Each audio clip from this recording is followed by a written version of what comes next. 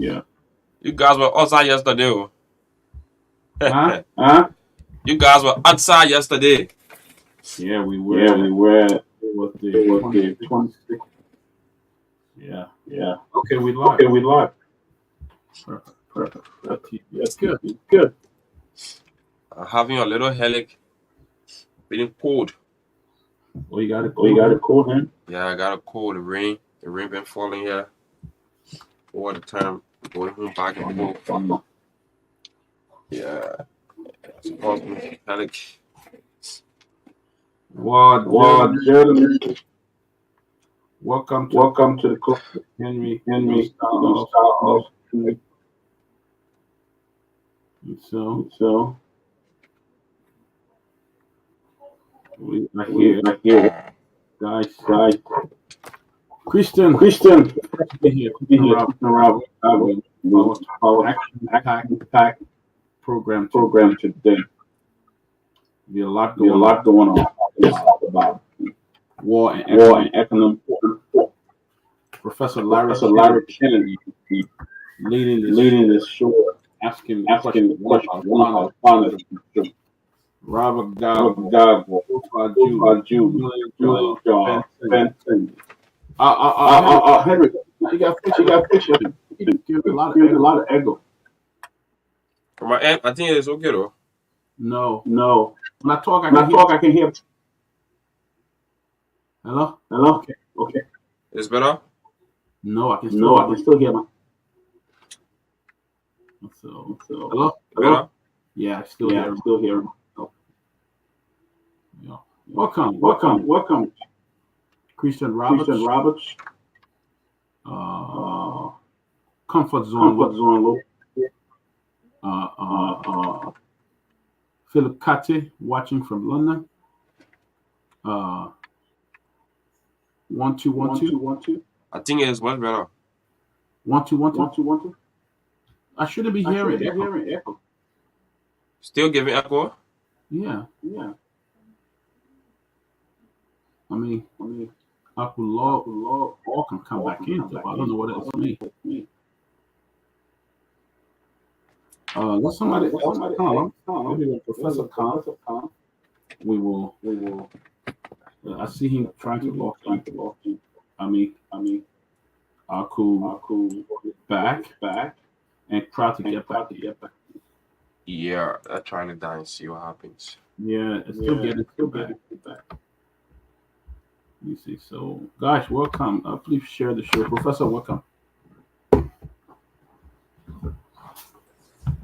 Yep, quick sound check. Doc, can you hear me? Yes, I can hear you. Claire. Very nice. Henry, how you doing, buddy? I'm doing okay, sir. How are you? I'm doing pretty good, buddy. Happy Okay, Friday great. to you, man. Great. Same for my end. Yes, sir. So we're going to have a great show today. These guys over a closing argument, they lost their mind. They decided to make me the host today. So I don't know what's wrong with them, Henry. They sat together, drank some palm wine, and said, let's make this guy the host. So it's Friday. Who knows what's going to happen? We know you're going to do a great job, Professor. We know that. That's why we selected. That's the leadership comes with responsibility. So you got to take on the responsibility on tonight. Start from right here. Yeah. Right. Hopefully, by the time the show is over, nobody will be declaring war on anybody. Yeah. So we what do we have today, Doc? What are we doing, man? It's all in your hand. We're talking about the World Economic Chronicle. We're talking about Liberia. We're talking about everything that's happening in Liberia. So everything. It's gonna be good. Yeah, it's gonna be good.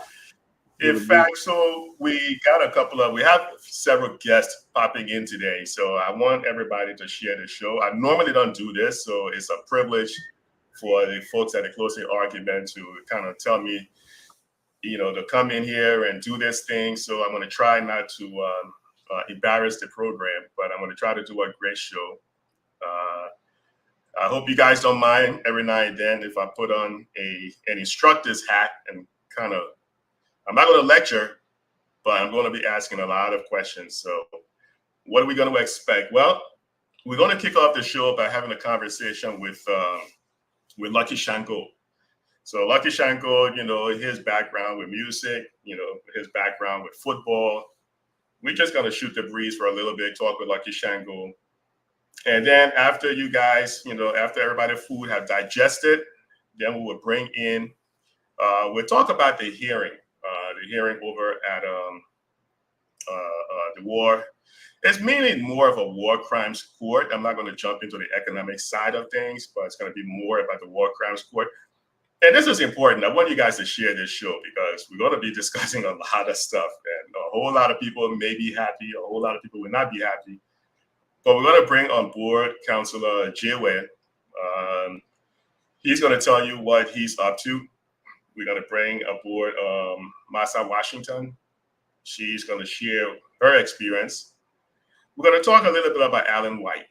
We're going to talk a little bit about Michael Rubin. We're going to talk a little bit about Alan Smith. These are the folks who are testifying. But the whole theme is going to be, what are we looking at here with this war crimes court? Is it about the victims, people who are victimized? Is it about trying to make sure that these type of atrocities do not happen again? Because if you don't put in place some measure, somebody would be encouraged to try it again, right? Because we see what happens in Mali. Is it about money? No one can deny that you need money to make this thing happen. But are people driven by money first and then dealing with the victims? Or is it a combination of both? So there's some interesting things we're going to talk about today, right? Specifically, Alan White says he's being invited to Liberia to come and work. I don't know if it's with or for, but you're going to hear in his own voice what he said. And then we're going to figure out what exactly he's doing in terms of his role. So I'm telling you guys, man, it's going to be interesting, Doc, let me just pass the baton over to you for a second. Let me take care of some logistics over here. Okay. Yes. So we're looking forward, guys. Please share the show like I'm doing. I'm sharing it into all my chat rooms. We're looking forward to have a great show here tonight with the professor himself moderating. You know what that's going to be like. So I ask you to share the show. And we already heard one important thing that he said. Alan White being invited to Liberia. I've always had that concern, that question about Alan White's role in Liberia. And we're going to see it. We're going to hear what's going on and what's happening. But invite somebody, share the show. The other guys will be joining us soon. I understand that Lucky Shanko will be coming on. You know who Lucky Shanko is? Not only was he a great soccer player, but he's a musician as well. I mean, he can sing. One of the great songs that he made. Every wedding, funeral, every occasion is Lucky Shanko there singing from all the way Atlanta, Georgia. That music is played everywhere. ATL, everywhere you go. So, guys, if you miss it tonight, you're gonna be missing something good. I'm telling you. You're going to be missing something good. So I invite you, hit the share button like we are all doing tonight. Bring on a lot of people to let's hear what's happening tonight on a very professional side.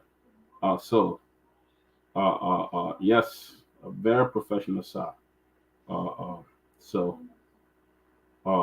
Get ready. Get ready. We have, so let me recognize some folks watching. Christian Robert, he's always the first to get on. We'd like to welcome you, Christian. James Kayuti, one of our good friends from Liberia. He has followed us the last 4 or 5 years. James is always on with us. James.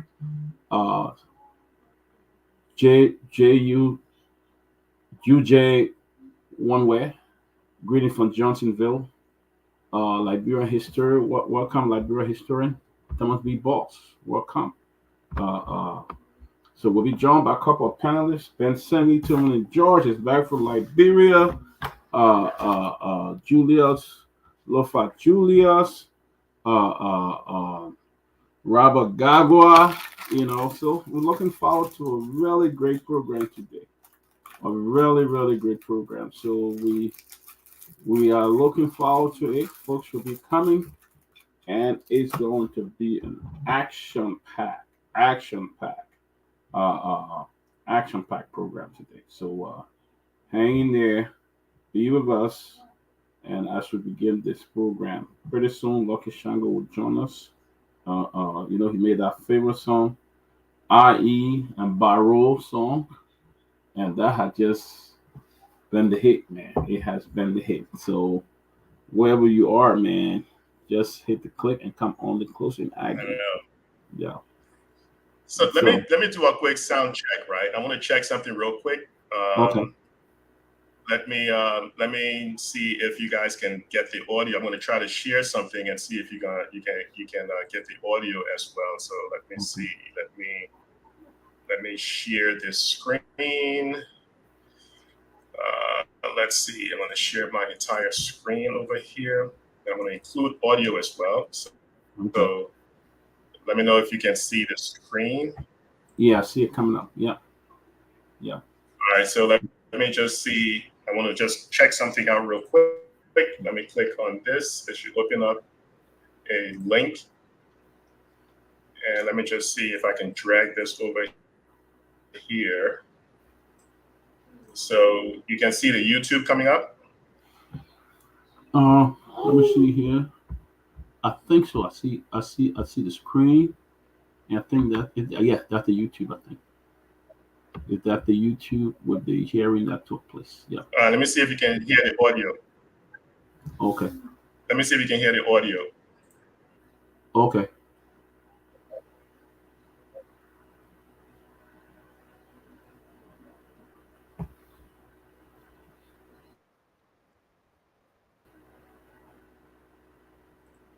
Were you able to hear the audio as well?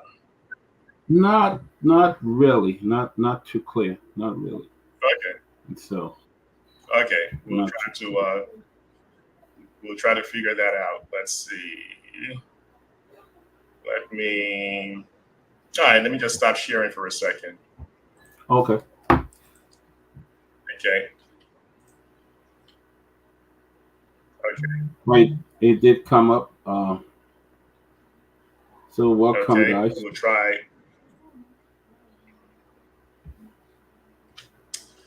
All right, let's see. I shared this with Shango. He's going to be coming on very soon. Cool. I'm looking forward to hear that. Yeah. So what else is happening out there, man? Let me drop a couple of things on you people real quick, right? So, and this is in fact going to lead when we get into the conversation with Alan White, right? Because Alan White said he was invited over to Liberia by President Boyka, but we all know that if you go into work for a foreign government, there's a law in place. The U.S. has a law in place called the Foreign Agent Registration Act. You're supposed to register with the Department of Justice. So I'm not sure what his role is. Is he someone who is working for the government? If so, fine. He needs to register as a foreign agent.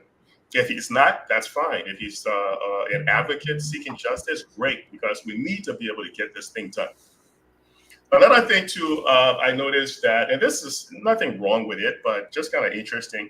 I noticed that the foreign minister, right? What's her name? Sarah Yanti. Yeah, she recently hired a lobbyist in Washington, D.C. Now, why would the foreign minister hire a foreign lobbyist? This is the stuff that we said we had then, who has spent over $3 million on foreign lobbyists. Didn't make any sense because you don't have other African countries hiring foreign lobbyists like that. This is why you have an ambassador in another country to take care of some of these things, right? But why is she hiring a foreign lobbyist? We can talk about that as well, right? Yeah, I thought it was interesting. The foreign ministry hiring a foreign lobbyist to do what? That's what the foreign minister is designed to do. You're supposed to be sort of the chief lobbyist for the government. You're not supposed to be out there hiring someone, even though it's stated in the contract that the person will be paid on a contractual basis, meaning per project. But what exactly does that mean? I'm not sure. But So I mean, and you talk about Professor. I mean, there's a lot of money involved in hiring a foreign lobbyist, especially for a government that just came to power and still struggling to put the finances together. They're cutting budget here and there. that is correct. So Wow. saying that you're hiring a foreign lobbyist and you have to pay them on a monthly basis. We know right before the previous administration left, they had hired a foreign lobbyist that was getting paid almost like $25,000 a month. Mm. No, the one with Ed Royce was getting paid about 25. Ed Royce was getting paid like 25,000 a month. But there was a recent one where I think the guy was getting paid about 80,000 or so. It was some ridiculous amount. Wow. Yeah, so those are the kind of things that it makes no sense, but I'm sure there's a logical reason. Maybe we just don't know about it. Yeah. But hey, again, you have one of the poorest countries in sub-Saharan Africa where people are hiring foreign lobbyists, and you have countries like Ivory Coast.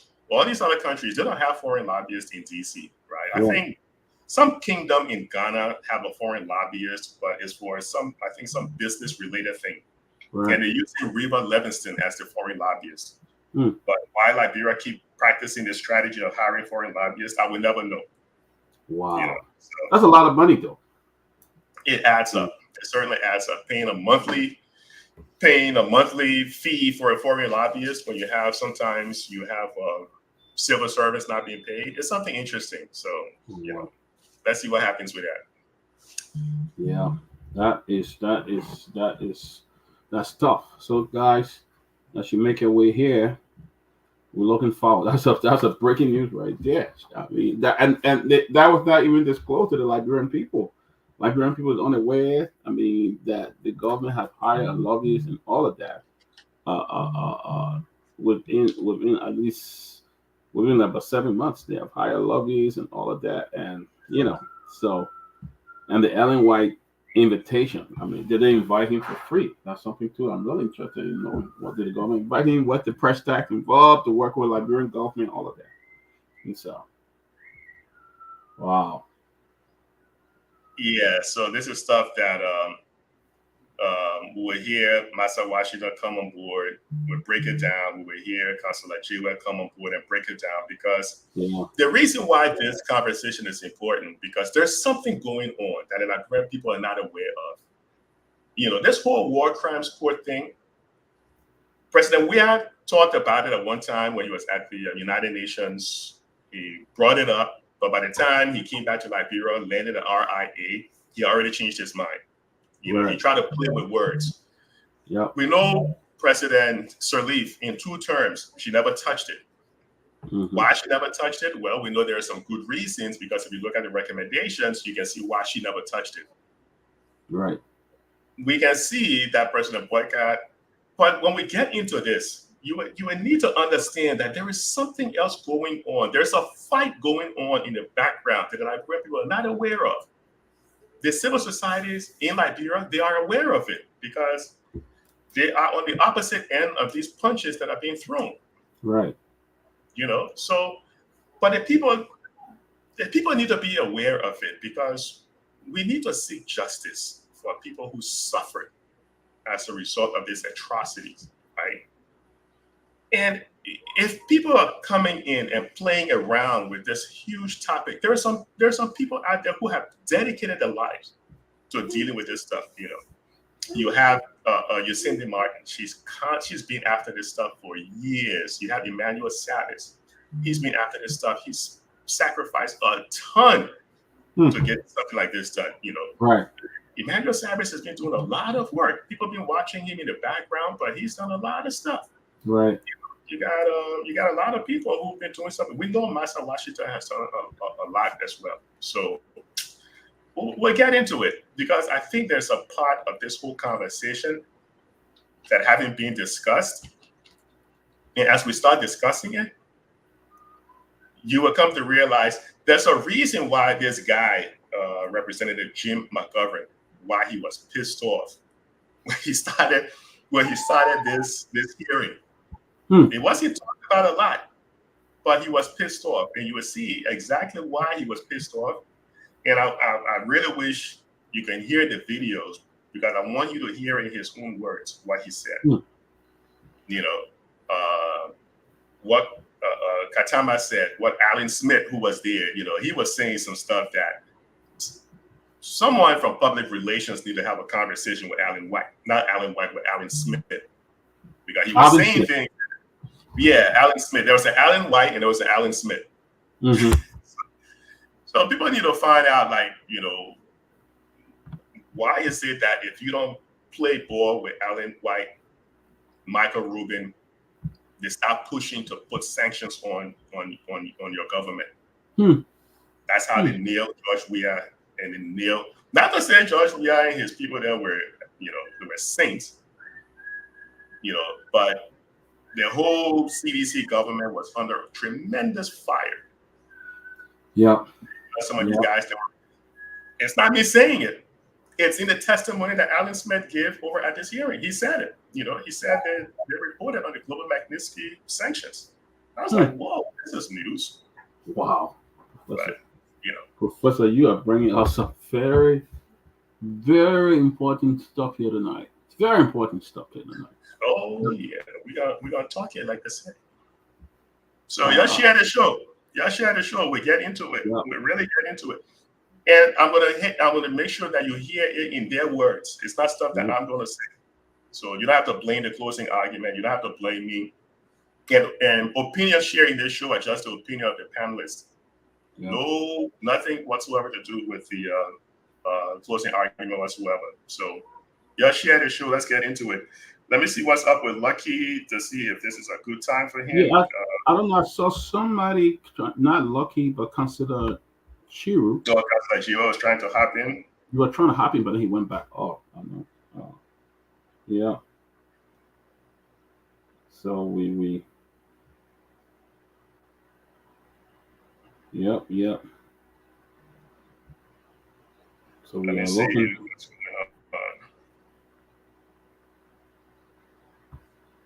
But yeah, I see a few people hopping in here. Patrick Kennedy, namesake. Yep. Alu Kamara. Yeah, I see a few names that I've seen constantly hopping on this show. But unlike some of the other shows you guys will watch, this one is going to be all about, you know, discussing the facts. Yeah. Educating the people at the same time, right? Yep. Fact is important. Very, very important. So. Because if you don't have data, you don't have facts. Like we say, you're just sharing your opinion. Yep. Yeah. So the fact is very, very important. So we're looking forward to it. Looking forward to a great show. Great show tonight. And so. Let me see if I can get some other people in here. Yes, guys. So what else is going on? Yeah. We doing it, holding it down, taking it easy, Professor. You know, it's a lot going on. I mean, as you watch the news from Liberia, I am really interested in hearing about what's going to happen today on the show. You know, so guys, welcome. Thompson B. Boss, Doc Basson, Tia, Mother Rose Brown, thank you for joining us. Mother Rose Brown, Richard Saba, our own friend and brother, Daniel Bozuzi Doida. Welcome, brother. The show is also live on Hot FM. Thank you. ZZ Evan Bala. It's live on Hot FM, live on True FM, live on True TV, guys. Live on every station in Nimba, everywhere in Liberia. So, guys, the great Mozart Dennis from Minnesota. Welcome, brother Dennis. Very popular name when it comes to Liberia history and sports. Mozart Dennis. Nora Hope, good to see you. Harris Talker, good to see you guys. Welcome, guys. Guys, you will get some information tonight that you have not heard. It's right out there. There are reports. You see Laura asking. You see the question Laura asking? Laura said, any news about our new? Laura, you should say any news about our new old buses from Ghana. What do you mean about new buses from Ghana? What are you talking about, Laura? Come on, man. The buses. Oh man. Somebody getting rid of the old car and then want somebody to pick it up and we just go for it and people are displaying it. Yellow machine coming to the country without any kind of information on how they're going to pay, who going to do all that. They didn't even say anything about it, but the machine arrived finally. It's there. The Minister of Information made that clear that some of the machines are already in the country, but there's no disclosure on who's going to pay for it, the company that is bringing it, who's responsible, what's the price tag with those yellow machines. There's nothing, and it's stuff, But I'm telling you, some of the news you're going to get today will be your first time hearing it. We have an expert in the house, Professor Larry Kennedy. He's an expert. He brings it to you the facts. He sees everything. I'm shocked today that Liberia have hired a new lobbyist in DC. Guys, these are raw facts, real information, not those kind of information that people just get up and say out of their head. These are raw facts, and that's what we do here on the Closing Argument. Exactly, we bring you the raw facts, the way it is, and the way we should look at it. And so you're doing a great job, guys. Keep sharing it. I'm sharing this show into every chat room because people are going to hear the fact today. So just keep sharing the move. All the chat room I think I in over 20 chat room, and sometimes I forget about which one is what. But good to see you, man. Jerry Hinney, watching from Harper, Maryland County. Thank you, Jerry. Thank you. Sis Rose Bryan, good to see you too, man. Breakable Powell. He said if you have yellow card that you don't want, call the rescue stream team. So I mean, but it's a lot.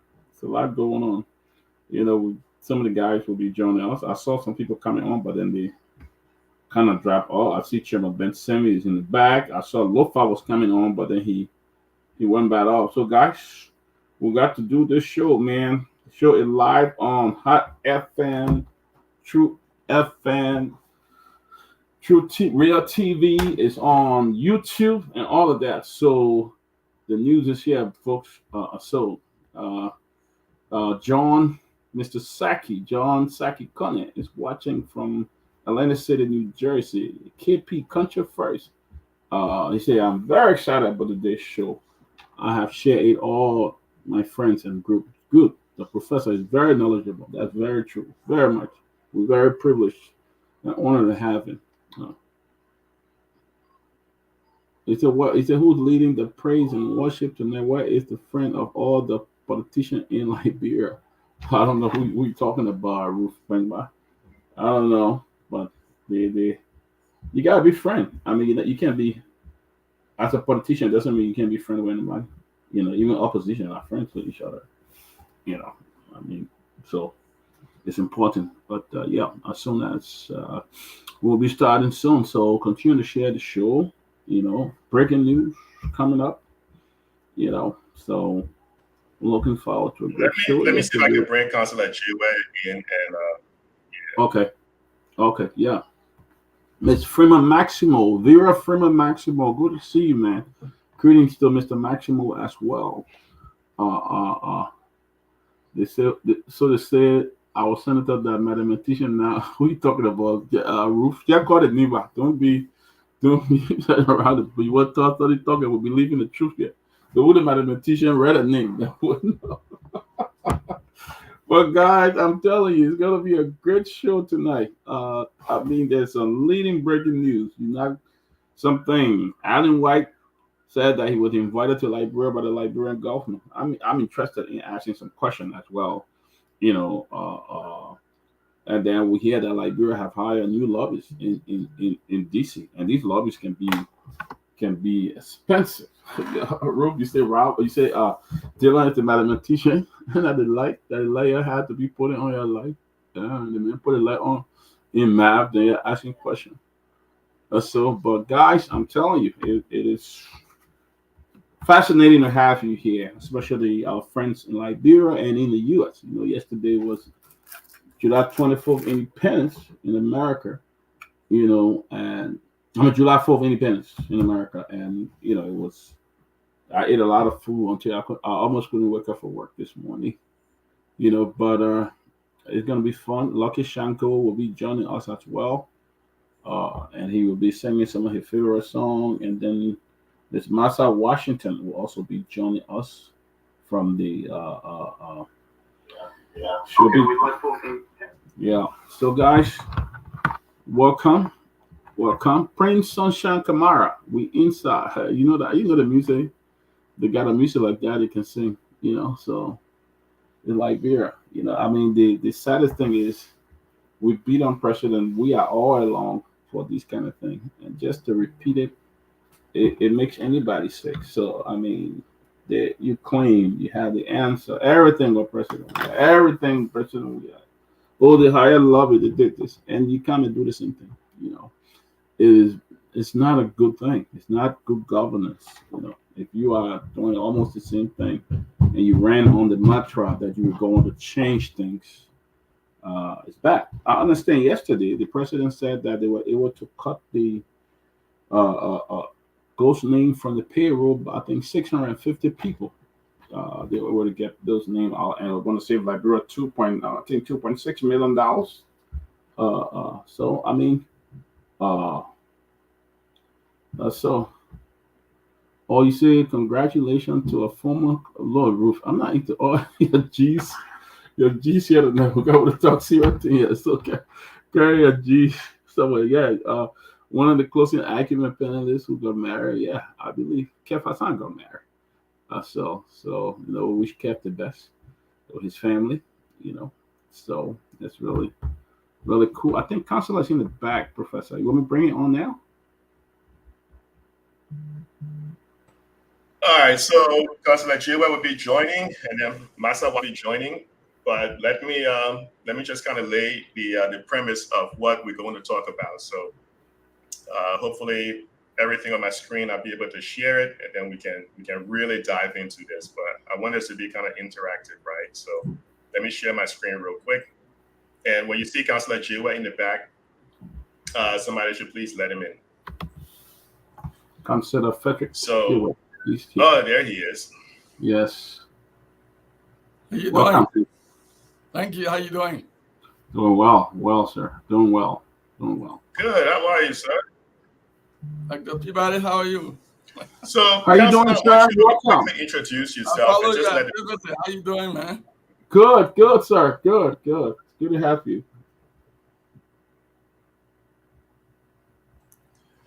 So, Councilor, let's dive right into it. In the interest of time, we're going to have a lot more people joining us. Okay. But just quickly let the Liberian people know who you are, and then I will lay the premise in terms of what we're going to discuss today. So, just a little short background. Well, my name is Councilor Frederick Jiwa. I'm a Liberian lawyer with about 25 years of practice experience. I currently live in Denver, Colorado. I am a 2001 graduate of the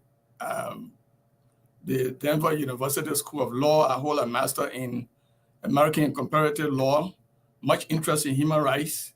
I've done a lot of work, a lot of writing, a lot of commenting in this area. And so I'm happy to be here.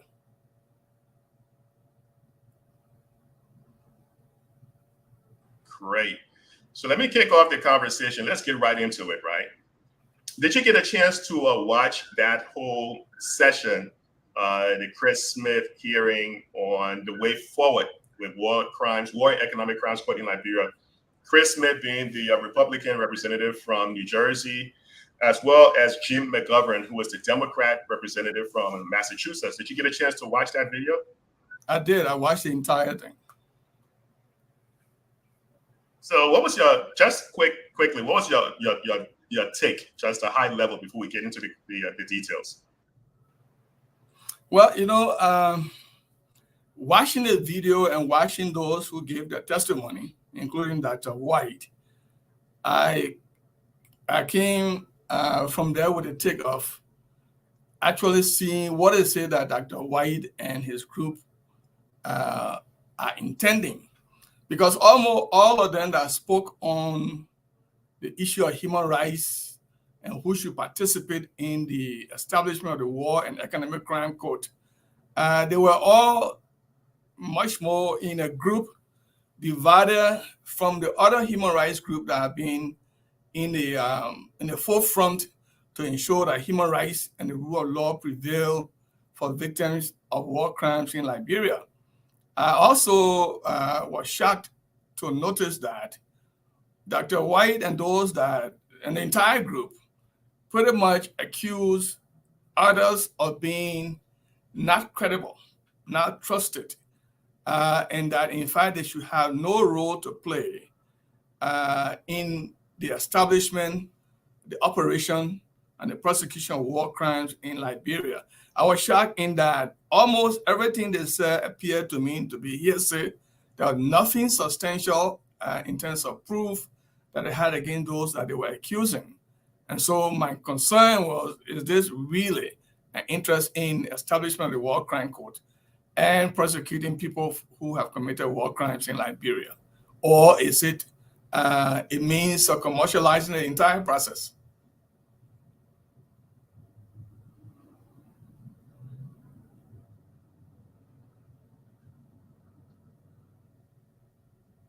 Real quick, and Doc, let me know if you guys can see my screen.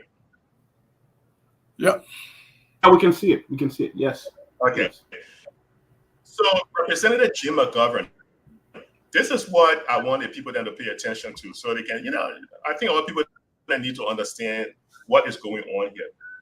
Representative Jim McGovern said there seems to be a clearly coordinated smear job, if you will. He said several of the witnesses at that hearing were going to attack certain human rights defenders and organizations by name. And he said one would even go further and attack the entire human rights leader, Beth Van Schaick. Ambassador Ben Van Schaick, who is a professor, teaching law, went to Yale, well known. She is the U.S. ambassador that deals with these things. And what he was referring to was Alan White, Alan Smith, Michael Rubin. They came out to attack the entire human rights organizations.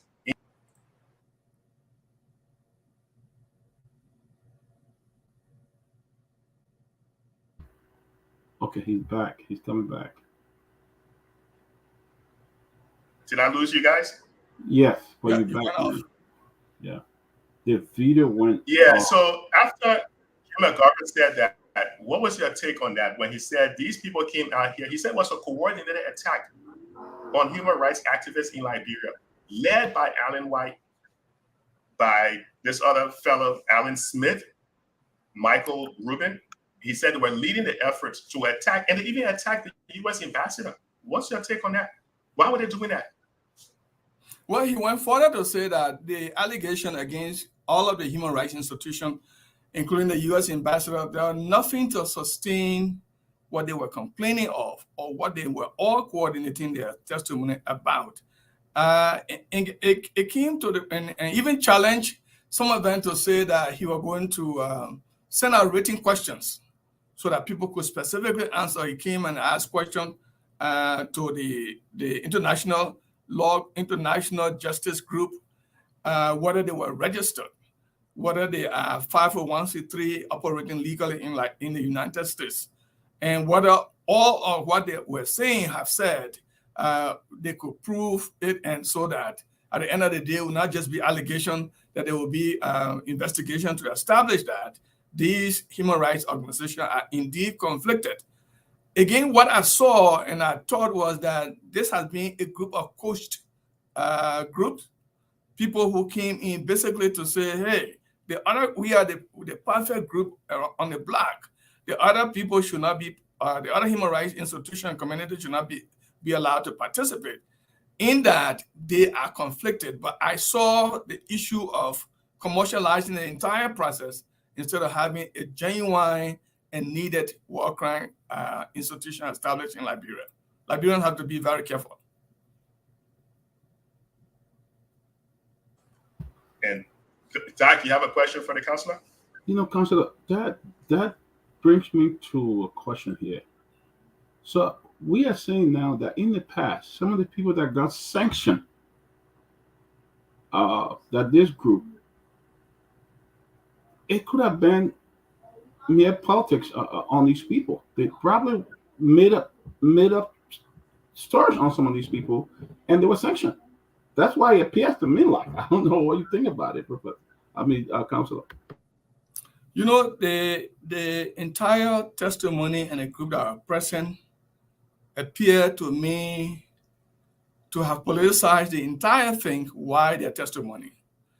And you might be correct. This group clearly could be the people responsible for how people were sanctioned based upon lies or some reason that they thought politically to benefit themselves. For example, the Dr. White came out, including every one of them, and said that Mrs. Angie Taylor Reed Taylor, was acquitted in Great Britain because one of the defense witnesses were able to establish that even though Mrs. Taylor were accused of having tortured and murdered some people during the Liberian Civil War, this witness were able to establish that the person allegedly murdered was residing in London. Now, that brought me to ask the question, do they really understand what they are saying? Because if you look at the case, I'm able to read the decision of the court in Britain. The decision of the court was not, the court did not just dismiss the case against Mrs. Angie Reed Taylor based upon its merit. It was not on its merit. The court went ahead and said, look, in fact, the court said, under the British law, in order to charge any foreign person on British soil with the crime of torture, the person that is accused and the rebel group or the warring faction that is alleged to have been in control of the place where the torture went on must have had some semblance of administrative control. The issue there was that since Banga was not just in the hand of NPFL for forever, it changed hands. So the court was saying that it is difficult to establish, or it was difficult to establish that in fact NPFL had control exclusively over Banga, since the prosecution could not establish that NPFL was in full and complete control over Banga. The British law on torture could not be used to prosecute Mrs. Angie Reed Taylor. Now, in order for you to be able, for a witness to discredit a witness, you must understand the trial process. A witness is only discredited when he or she is placed on a witness stand, testified, examined, and cross-examined. That was not the case in the Great Britain matter. The case was dismissed based upon the fact that the court said the prosecution, the British prosecution, could not establish that in fact NPFL had exclusive and perpetual control of the area wherein the alleged torture went on. And if that could not be established, the court said it had no reason to continue further with the case. So no testimony was given at all. But if you notice, Dr. White, Jerome Vordier, Councillor Jerome Vordier, Smith, Alvin Smith, and the rest of them that testified during this hearing were using the testimony that a witness testified in Great Britain. And that witness said that the person who was presumably murdered is alive. There was no witness that took the stand. So you can imagine. Councillor, let me give the people a little bit of background in terms of what you're talking about for anybody who don't understand what he's talking about. So during the testimony, when Representative Jim McGovern says some people were coming here to attack other people, this is what he was referring to. Correct. One of the testimony that came from Alan White and came also from Mr. Alan Smith, they said they listed about multiple NGOs that they said these NGOs were paying people to lie on people. And they said one of the examples was Agnes Reed Taylor, the people who testified against her or who led to her arrest over in the UK were being paid. But what the counselor is trying to explain is that the court simply said in order to hold her or charge her, she didn't deny that, you know, she was involved because there was like, what's the legal term? Prima facie, right? Correct. So she didn't deny that there was enough evidence to bring her to trial. The UK court simply said, we don't have, I don't know if it was jurisdiction or something, and you explained that, but the reason is you have these people who were out there attacking the civil rights organization in Liberia and saying they shouldn't come close to anything with war crimes court, simply because Agnes Reeves had been, the UK court said it didn't have enough to maybe prosecute or whatever the case may be. Then she turned around and decided to sue these organizations. So that's what the counselor explaining. Ellen White was saying these organizations are lying. They shouldn't be in control. There was another lady in there that they said, oh, this lady from Human Rights Watch, she's also lying. So that's what the counselor is trying to explain right now. There are two factions in here. They were fighting over something, and I'll tell you what they're fighting over later. But go ahead, counselor. So the court did not even just stop there to say that we don't have jurisdiction because in order to bring this case before a British court, the warring faction, being the MPFL, must have had complete and exclusive control over the environment wherein the crime of torture was committed. But the court went further to say that in spite of this, even though we are going ahead to dismiss this matter because we don't have jurisdiction, we will not grant Miss Agnes Reed Taylor application to be granted permanent residency in the UK because there are mounting evidence to establish that she might have committed crimes during the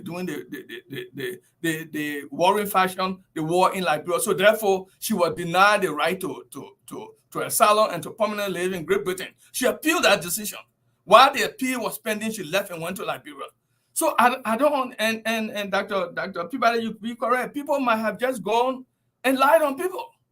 Because if you can take this particular case I just explaining out of context and telling the whole world that there were people who said that Mr. Taylor was acquitted because people lied, because people were coached, people were promised asylum in the United States. I mean, it's pretty silly. Who can promise anybody asylum in the United States? You cannot. I don't care how much law you know, you cannot. Because asylum is a federal law. It's the federal government that will review the evidence and grant you asylum. So how can you say people were coached? And how could you even claim that people were coached when those witnesses were prepared? You were not present. You got to be present. You must have participated in the preparation of the witnesses to know that people were promised and people were coached. So I'm afraid that some people might have been victims based upon what those who claim that they were passing correct information to the U.S. government were also lying. I might have had personal interest in telling on people. That could have been. And we'll come to that. I know, Doc. We'll come to that. Doc, you have another question for the counsel? No, you want to move on, Professor? You can move on because I'm kind of shocked from what I'm hearing right now. So I'm still preparing my question. Yeah. Yeah, no problem. So another question, Counselor, you think people like Ellen White, people like Michael Rubin, you think they're in this for the money or they're in this to see justice for victims in Liberia? What do you think? You know, I don't know. I know little about Mr. Rubin. I only saw him when he was giving his testimony in that video. But for Mr. Ellen White, there's a lot have been around about him. In fact, if you were privileged to watch Mr. John Molu on one of the Spoon Talk, Mr. Molu said that President Joseph Boakai exclusively has no interest in establishing and prosecuting war crimes in Liberia. In fact, Mr. Molu went ahead and said that the tape that was leaked, the tape that was seen by many of us, where Mr. Ellen White was speaking to President Boakai and saying, "Sir, why did you invite me here?" That tape, Mr. Molu, John Molu said that That tape was leaked with the hope of pressurizing President Bouakai and his government to ensure that the war crime code and the process of having a war crime code was speed up. So you know, it takes a lot of interest, a great interest in what Mr. White, Dr. White said, when in fact there was a group who basically just, without even the National Bar Association, the Female Lawyer Association, the Civil Society Organization like Bro, were all looked at as people who are not credible. And only the group that Mr. White carried to give the testimony should be considered to be the group to establish the war and economic crime code in Liberia. You can see immediately after. That's the problem right there. Councillor Jonathan Massaquoi was named, he ran faster than light to recognize Councillor Massaquoi. In fact, I overheard that Councillor Massaquoi had also been recognized by Representative Smith, Chris Smith. So I don't know about the other representative, the other man who testified, but I know Dr. White has a personal and private interest. Dr. White was introduced during this hearing as an advisor to President Bouakai. If he is an advisor to President Bouakai, I mean, that nothing legally wrong with that, but you cannot function as part of the Economic and War Crime Code because you are a private money maker. You have a contract between you and the government. He did not deny that he's an advisor to President Bouakai. What is he advising President Bouakai on? Why would he be participating in the establishment of the War Crime Code? Why is he so interested in having Councillor Jonathan Massaquoi to function as the executive director? Councillor Massaquoi is deeply conflicted. Currently, there is a $50 million lawsuit filed by Councillor Massaquoi as an agent of Mr. Jibril Massaquoi now in Finland. Not just a lawyer, but filing a lawsuit as an agent, a person who is acting on behalf of the principal, as if the principal would have acted. Is he not conflicted? What is the interest of appointing? Is this a mockery for those who died during the war? Why do we have a lawyer, a junior partner in Council of J. Funati Kofa Law Office to be the executive director? Councillor Massaquoi was objected to be Minister of Justice because he's unqualified. He was also objected to be the Solicitor General of Liberia because he's unqualified. Why is he now capable to be the executive director? And why are groups now capable to get the function of executive director? I think Liberians need to be very careful. Either we have a so let me hold you there real quick, Councillor. So let me bring the other panelists on because what you just mentioned, I want us to touch on that. Because when Alan White met with President Bouakai and did that video, and he said he was called in to work for President Bouakai or to do whatever it is, that immediately should raise a red flag because any American who is working as an agent for a foreign government needs to register at the Department of Justice. Mm-hmm. So is he an agent getting paid or is he a human rights advocate? We need to understand that because you can't be both. You can't be a paid agent at the same time saying you're advocating for human rights. And the other thing you mentioned, I wanted people to pay close attention.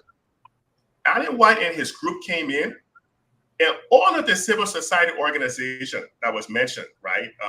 Let me see. I think some of the names were the Advocates for Human Rights, Civitas Maxima, Civil Society Human Rights Advocacy Platform of Liberia. There's like almost like 9 different groups. Mm-hmm. They came and said none of them should be involved in the war crimes court in Liberia. Only that group, Alan White, Michael Rubin, Alan Smith, all these people that should be in charge of handling the money. And we'll talk about the money in a second. But let me welcome Mr. Kelebu Gonglo, and I have my brother here, Toga, as well. I don't know if you guys have been keeping up and want to hop in now, or you want to reserve your questions for the next round. No, for me, I can go ahead. I mean, the issue of war crimes code is something that has been in the air for some time. Let me say greetings to Councillor Jay Ware. Is it Jay Ware? Correct. Councillor Jay Ware. Thank you. Jay Ware, okay. Nice to meet you, Councillor. So first of all, I am concerned, with your hesitation on the appointment of Councillor Massaquoi. Most of the people who seem to be very worried and hesitant about this code, it stems from the fact that someone like me technically feel when we start going through all of the technicalities, it will just create a process probably that the government is looking for to have the entire process stored. The fact that you have people appointed, the fact that foreign resources are being sought after, the fact that the Liberian people embrace such effort, it puts the government more under pressure to bring perpetrators to book. Don't you think this latest effort, to start critiquing the process this early has the propensity to store this process even further and make sure that victims don't get justice and justice in time? That's my first question, sir. I'm sure Liberians are very glad and much more thankful to President Boakai for attempting to move as fast as he has done to establish a war and economic crime code in Liberia, 2 separate codes. Equally so, Liberians who are considered as victims need and must get justice. The worries that people like us have is the amount of undue influence that is expected to be meted out on the operation and functionality of the entire court. What do I mean? Councillor J. Fonati Kofa runs the International Law Group. Councillor Jonathan Massaquoi is a lawyer and a junior partner in that law office. Councillor Fonati Kofa had been involved with making sure that Councillor Jonathan Massaquoi became Minister of Justice. That failed.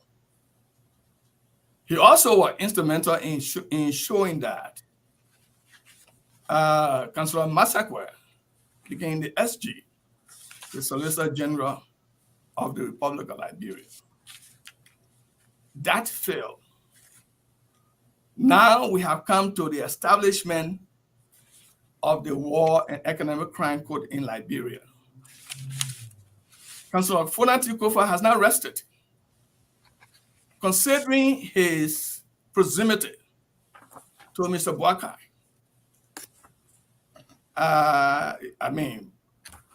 relationship somehow to Mr. Boakai, and his extent and authority in power currently as a Speaker of the House, Councillor Fonat, and the amount of money that is involved in this entire process, it's not just going to be $54 million. And it is not because the victims will get justice. It is because people want to commercialize the entire process.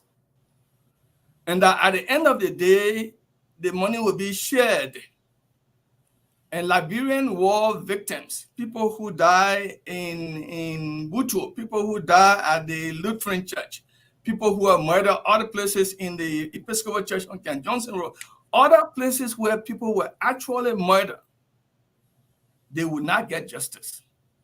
Because listen, you have Councillor Massaquoi, who has been loyal and is an agent of those who are accused.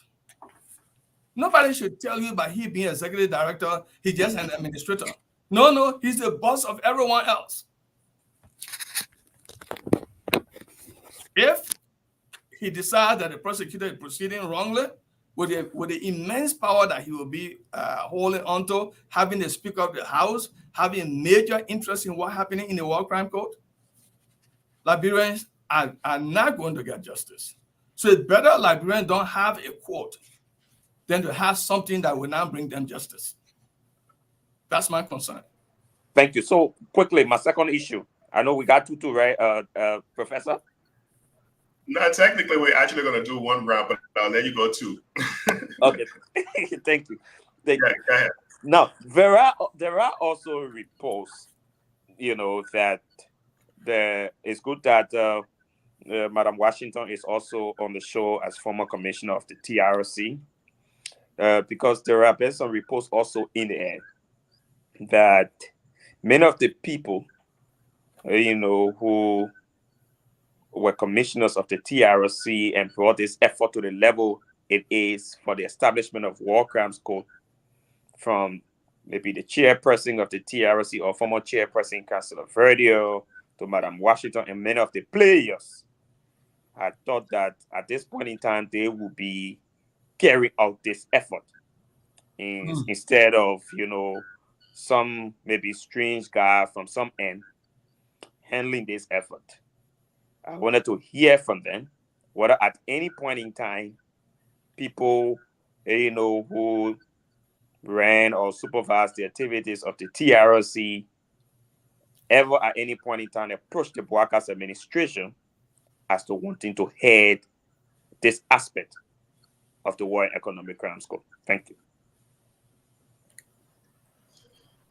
Yeah, great question. Let me, Mr. Keller, before I come to you real quick, let me just quickly welcome our other guest, Madam Massa Washington. Like Toga just alluded to, I'll give her a chance to answer your question, Toga. But for folks who out there who may not know who you are, maybe just a quick intro, and then you can touch on Toga's question, and then I'll pass it over to you, Mr. Keller. Sure. Good afternoon, everybody. It's actually good evening. It's early evening here in the United States of America, Bensalem, PA. So thank you so much, Larry, for inviting me to be on the show. I'm glad to be back. This is actually my second time on the closing argument. So it's good to see everybody. Councillor Jayware, it's good to see you, sir. And my brother, Kilebo, good to see you, fighter. So, yeah. So the question that Toga asked, I think is a poignant question. And but this is how I will answer it. I do not speak for the rest, of the commissioners. As you know, we've done our work. We presented our final report, and commissioners, while it is true that we work on the commission in some titles, they follow you like former presidents and stuff like that.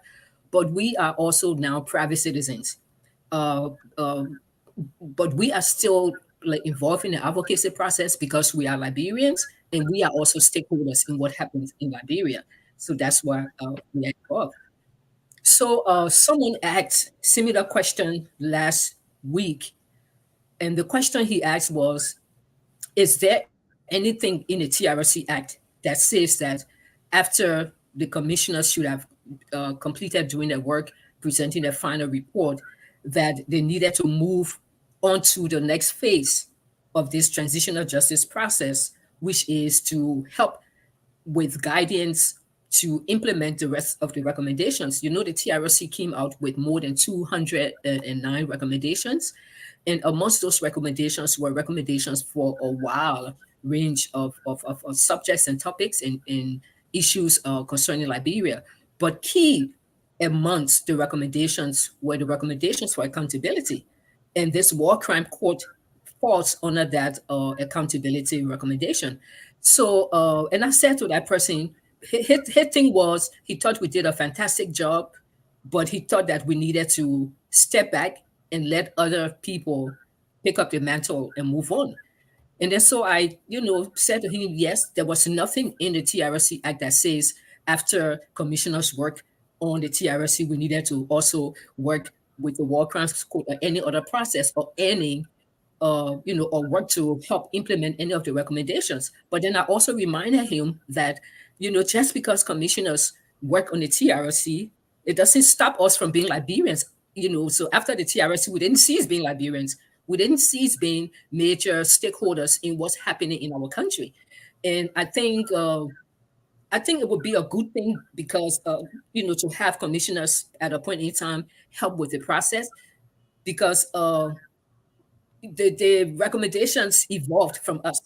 So we have the concept, we developed the recommendations based upon our process, based upon what came to us, the different processes of the TRC, like investigation, statement taking, all of that.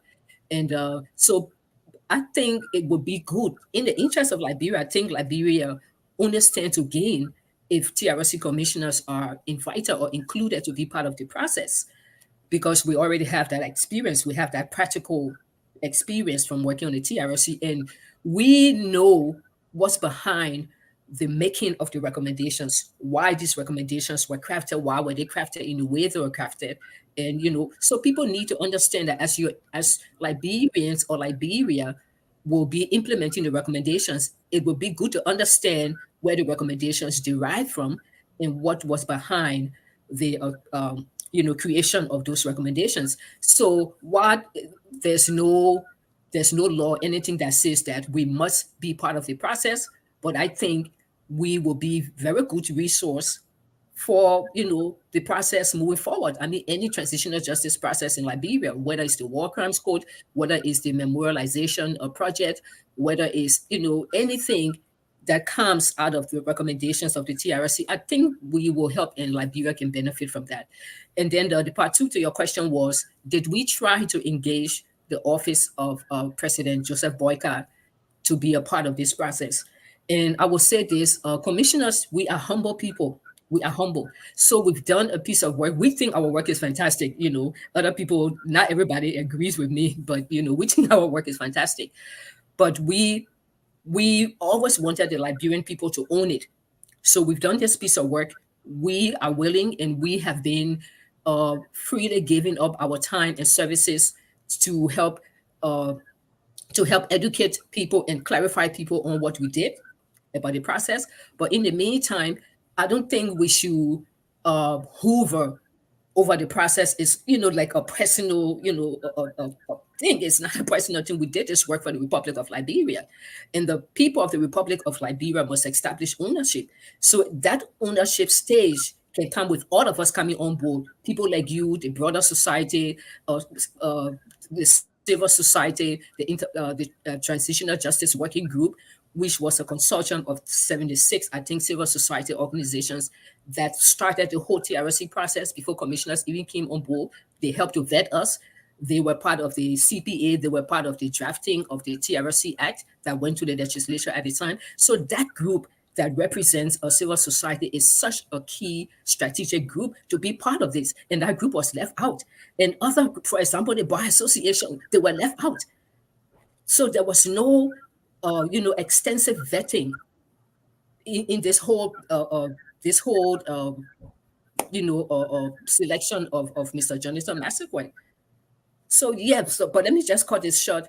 I think it would be a good thing in the interest of Liberia if commissioners, were a part of the process, because I think we can add some value to the process.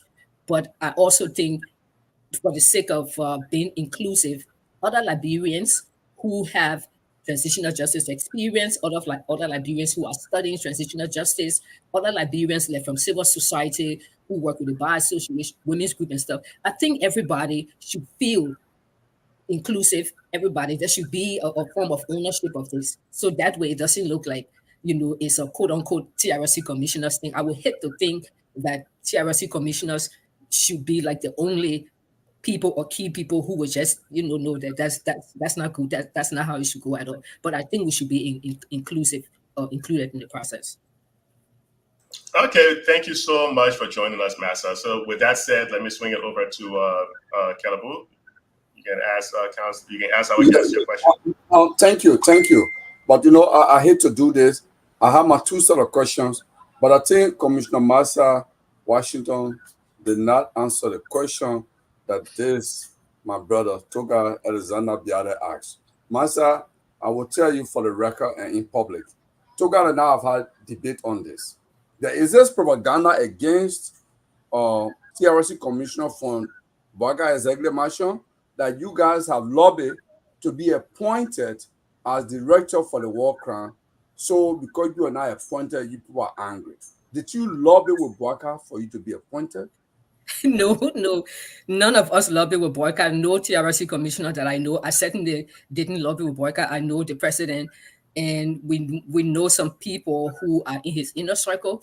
We've not asked them one day, say, please, put in a word for us to the president. No, we have not lobbied for this because we didn't think that we needed to lobby for this. This process is a Liberian process, and we think that all Liberians, especially those who have the skills and the knowledge, should be free to be a part of the process. I mean, when you have TRC commissioners who have the knowledge and practical experience for this work, I don't see how people would think that commissioners should not be a part of the process. So, we didn't think that we needed to lobby with the government, though, so we didn't lobby at all. Okay, at least that is clear on that. This is publicly recognized, clear. Commissioners did not lobby. That last comes from the Ezeglemason. It's a last comes from the belly of the devil. It's clear. So now I'll go to my two questions. This was just to elaborate, follow on the other question. Larry, I mean, for me, I feel a little bit somehow if I should be asking questions. I don't have a question. I've listened to these two folks on FOL.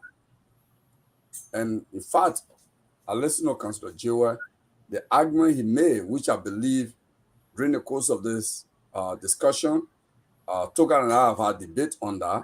The fact that Jonathan Massaquoi is Antonio, in fact, for Gabriel Massaquoi. I'm sure you elaborate, follow on that, on this issue, because Toga and I have had debate on this, off the record, So, my request to you, Larry, is I posted a video here of Prince Johnson in an interview, I believe, with a foreign journalist. It's just about 4 minutes, but you don't have to play the 4 minutes. You can play maybe just 2 minutes of that. There is a place where he's disclosing all about Aden White, how he's embroiled in the political process in Liberia. I think it's good to play for the public to understand. Doc, you have access to it. Can you play it for Kalabu, please? It's in the chat room. I don't have access to it. Yeah, but putting it on, I don't have access to that, to doing it. Yeah, I think that normally Lofa Julius, but I think we got to train other people to start doing this. I can see Kalabu because I'm not online. I can play while my line is open and you listen to it. Fountain. So before we hop into it, you want to give us a little background on what it is. So basically, Prince Johnson is actually exposing who Aden White is.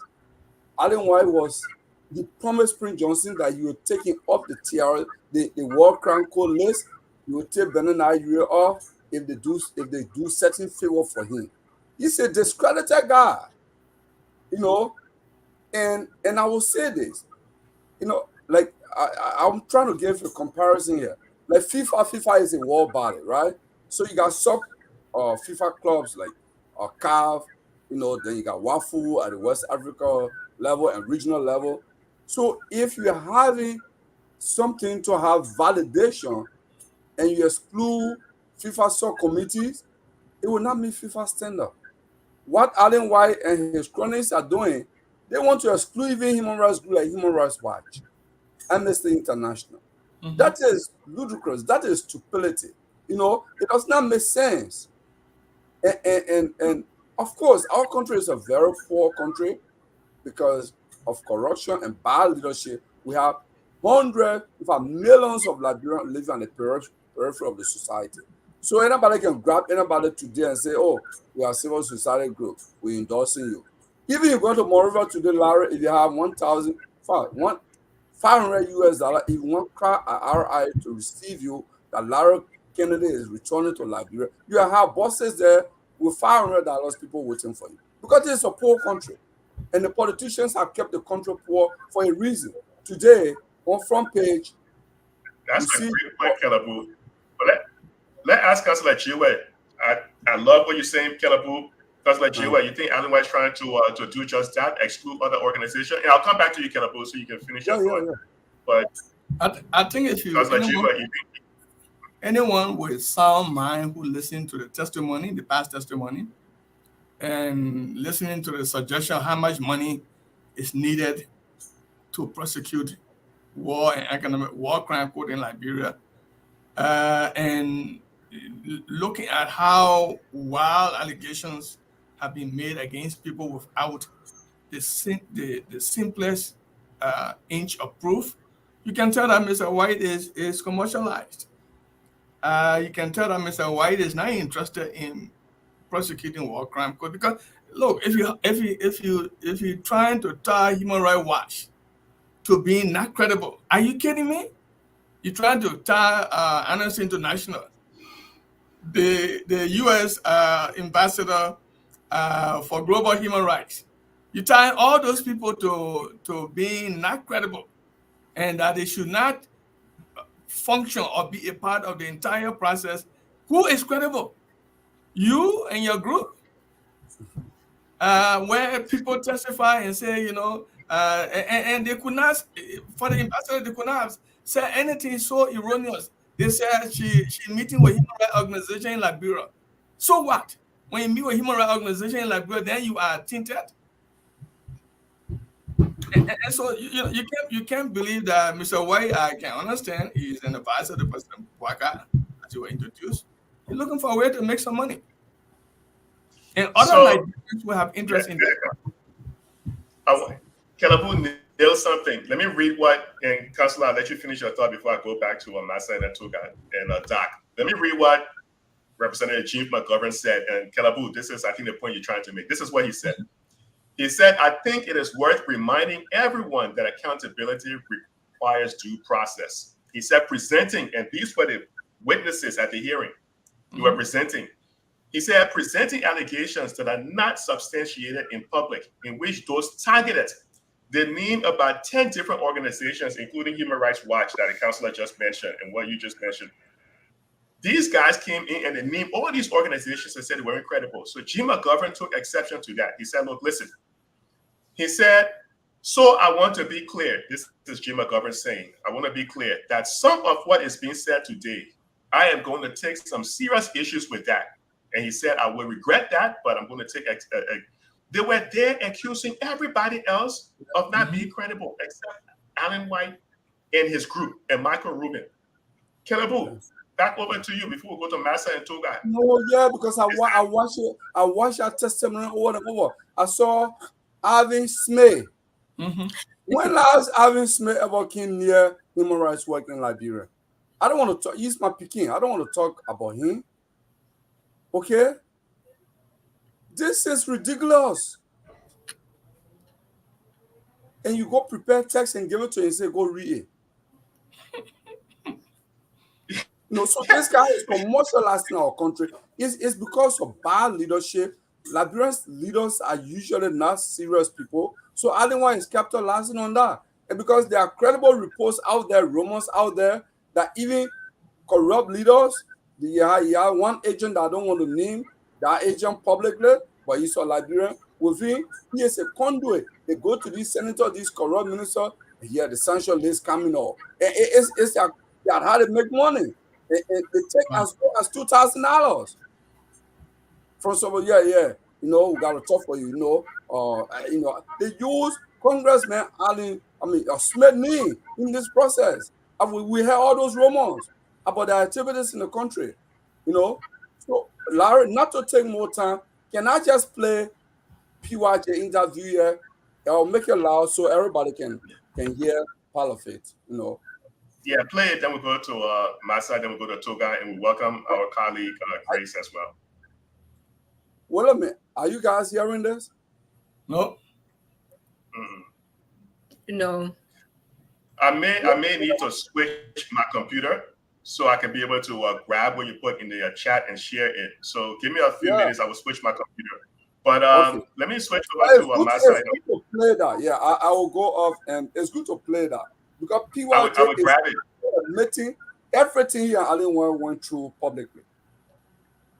And let me say this before I go to Grace and Toga. So, Madam Washington, there were 10 different organizations, including Human Rights Watch, that Councilor Chiwa just mentioned, that these guys came in and said they're not credible. They even went out of their way and attacked the U.S. ambassador, saying that she was conflicted and saying that she was hiding information because she was still working with this organization, which she should have recused herself.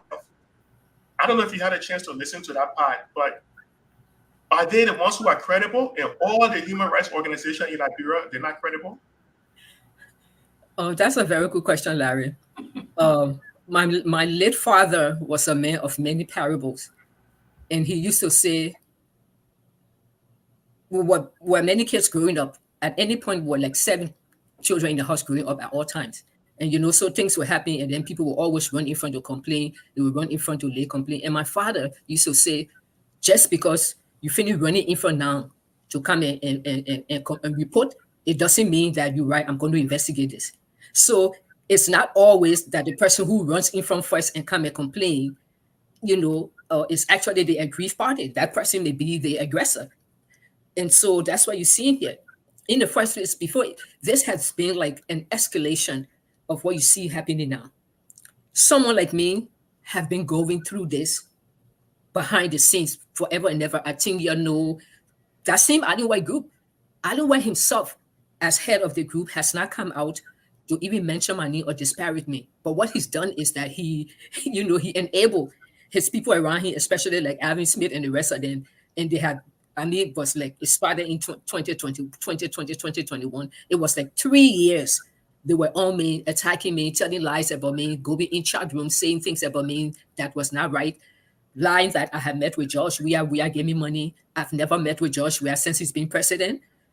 Commissioners have been trying to meet with George Weah to talk to him. We were trying to get him to talk to him, to encourage him to bring the war crimes code. Weah never met with us. None of his officials met with us. They McGill, other than, in fact, we heard that it was McGill and 2 of them who were behind not wanting the war crimes code. And this very Moba Modu who came out yesterday, you know, he made a press statement. He put a group together. He said he's advocating now for a war crimes code and for justice, but then in the meantime, he's endorsed a genital massacre. This same Moba Modu was there for 6 years with George Weah. We never heard him mention war crimes code.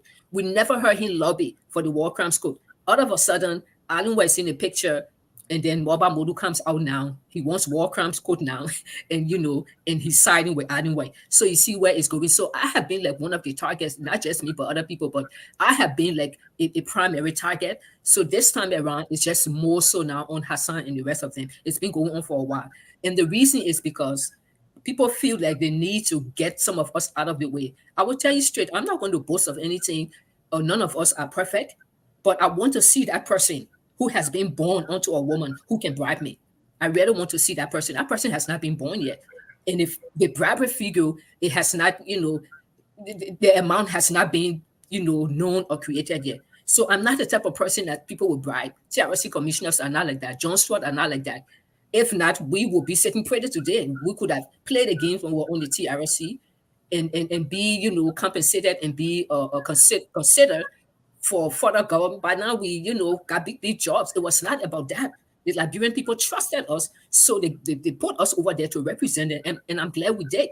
We did. So when I watched that hearing, in the first place, Larry and everybody else, Grace, let me say hi to Grace. I haven't seen you for a long time, Mama. How you doing? I was just asking about you the other day. I'm Sis Masa. How are you? Good to see you. So in the first place, Larry, is that when Allen White surfaced a couple of years ago in this whole war crimes quoting and asking for accountability. He never reached out to TRC commissioners. He never. Only one commissioner he plucked from our midst was the chairperson. So I guess he figured for his purpose, he only needed the chairperson because the chairperson had a title, chairman of the TRC. That's a heavy title. So if people who understand the act of manipulation, if you got the chairman of the TRC, you think you don't need the rest of the commissioners. But guess what? We have worked as a team. And the commission did, I think, well because we work as a team. So that's what he never engaged the rest of the commissioners. He never engaged civil society organizations. He never engaged human rights organizations on the ground. Even human rights in the organizations in the diaspora, he never engaged all of them. He will go on, he will watch all these different talk shows and stuff and pluck one or two persons from there. I guess who he felt that he could manipulate and who he felt would be in awe of him because he's white, he got his experience, he got, he was a chief investigator for Sierra Leone. So he chooses the people I think that he knows will be easy, who will not ask him any question, who would be elated if he tells them, I'm taking you to Congress to meet, never mind, even if it's just Congressman Chris Smith, I'm taking you to Congress. Okay, so the first hearing they had, I think was, in 2002, at Congress. If you notice again, it was the same group of people that he carried in. It was the same group of people. He never extended invitation to the rest of the human rights group in America or even in Liberia. He never did. He never extended invitation to the TRC commissioners or any of you guys or the media to say, look, I want to try to organize, a hearing for the war crimes court. We are inviting you. It's open. Please come if you have the time. That would have been a golden opportunity for all of us who've been pushing for this thing for so long to go over there and make the case and even strengthen it. But no, he would never invite everybody else. So he did it the first time, and when it was a complete blunder.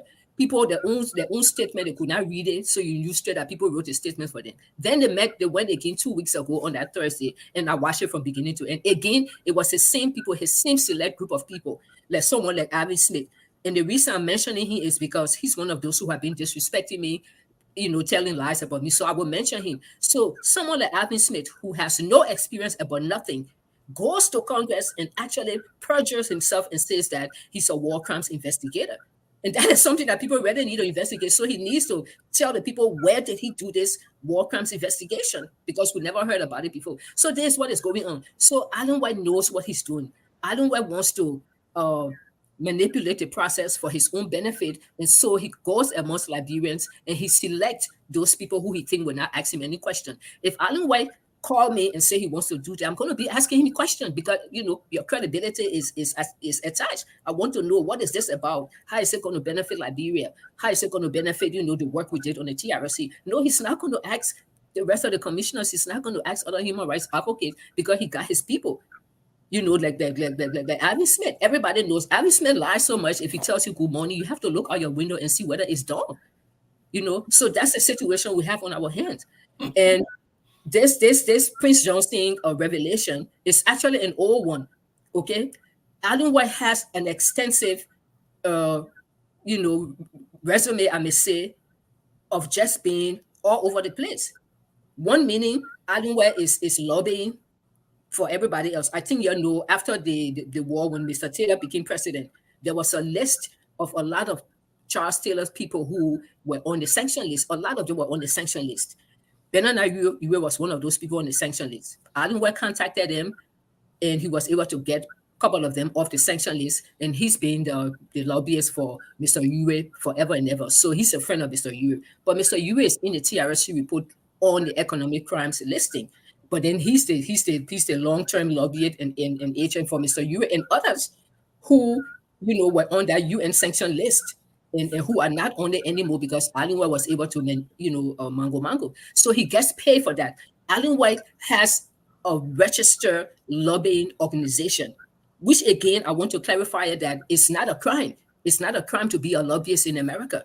You can, once you register your organization, you can be a lobbyist, fine. But then the thing is, you have to make full disclosure. You cannot be a lobbyist trying to make money, and at the same time, you want to be the chief human rights person for Liberia. Who confer upon you that authority? Who asked you to come to Liberia to now want to do all this human rights thing when we've been seeing you all in the politics of Liberia. One minute, you are trying to talk to the CDC, whatsoever, that relationship went sour. Then the next minute, we saw you, trying to inch with the communist people, because I have a I won't call it a receipt, I think a contract or a draft contract or quasi contract, but this is a contract that was drawn up between Alan White and the communists and the ANC last year towards going to during the elections. He was all over the place and said he could help communists sell himself or whatsoever. They drew up a contract. I think that contract was for $180,000 or so. But I have it. Someone sent it to me. I have it. I also have a copy of Alan White. Online. Exactly. Yeah, the contract is online. Yeah. Okay, but, exactly. I need to switch computers. Let me turn it over to Doc. I'm going to switch computers and be right back. Okay. Yeah, let me ask you my question before. Master, for us to make the discussion floor, please just keep your answer short. So yeah, you gotta right.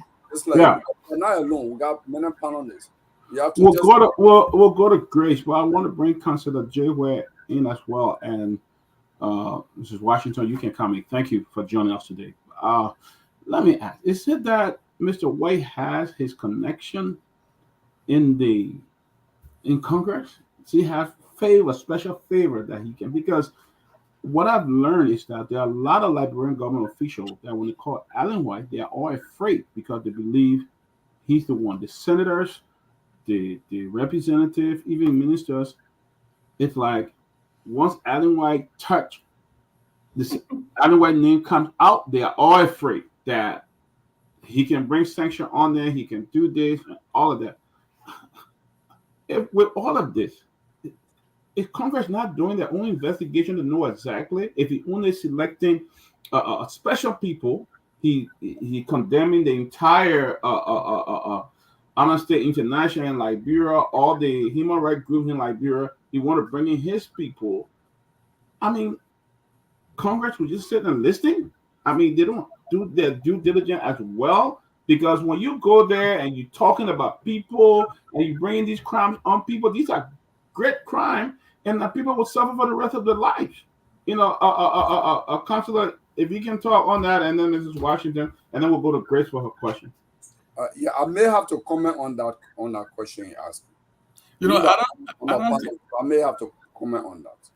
I don't think Dr. White carries with him any extra power or knowledge or favoritism. I think what has not happened clearly is that the human rights community in Liberia, including the Liberian National Bar Association, have not worked together long enough or in a manner that they can inform Congress. If you consider how Congress is structured, there are these committees and subcommittees. So you notice that Alan White been carrying the same group of people saying 2012 and now 2024, and saying nobody else formally questioned him or have written Congress to give contrary views as is happening now that much. Alan White appears to be the Jesus Christ in the church. And at the end of the day, the Congress might seem to be believing him because unless for the congressman who questioned whether even the International Justice Group is registered as a 501c3 in the United States and functioning, because the congressman said, I checked, I did my research, I did not see you listed amongst the 501c3 organization. And these organizations have just maybe been misinforming Representative Chris Smith.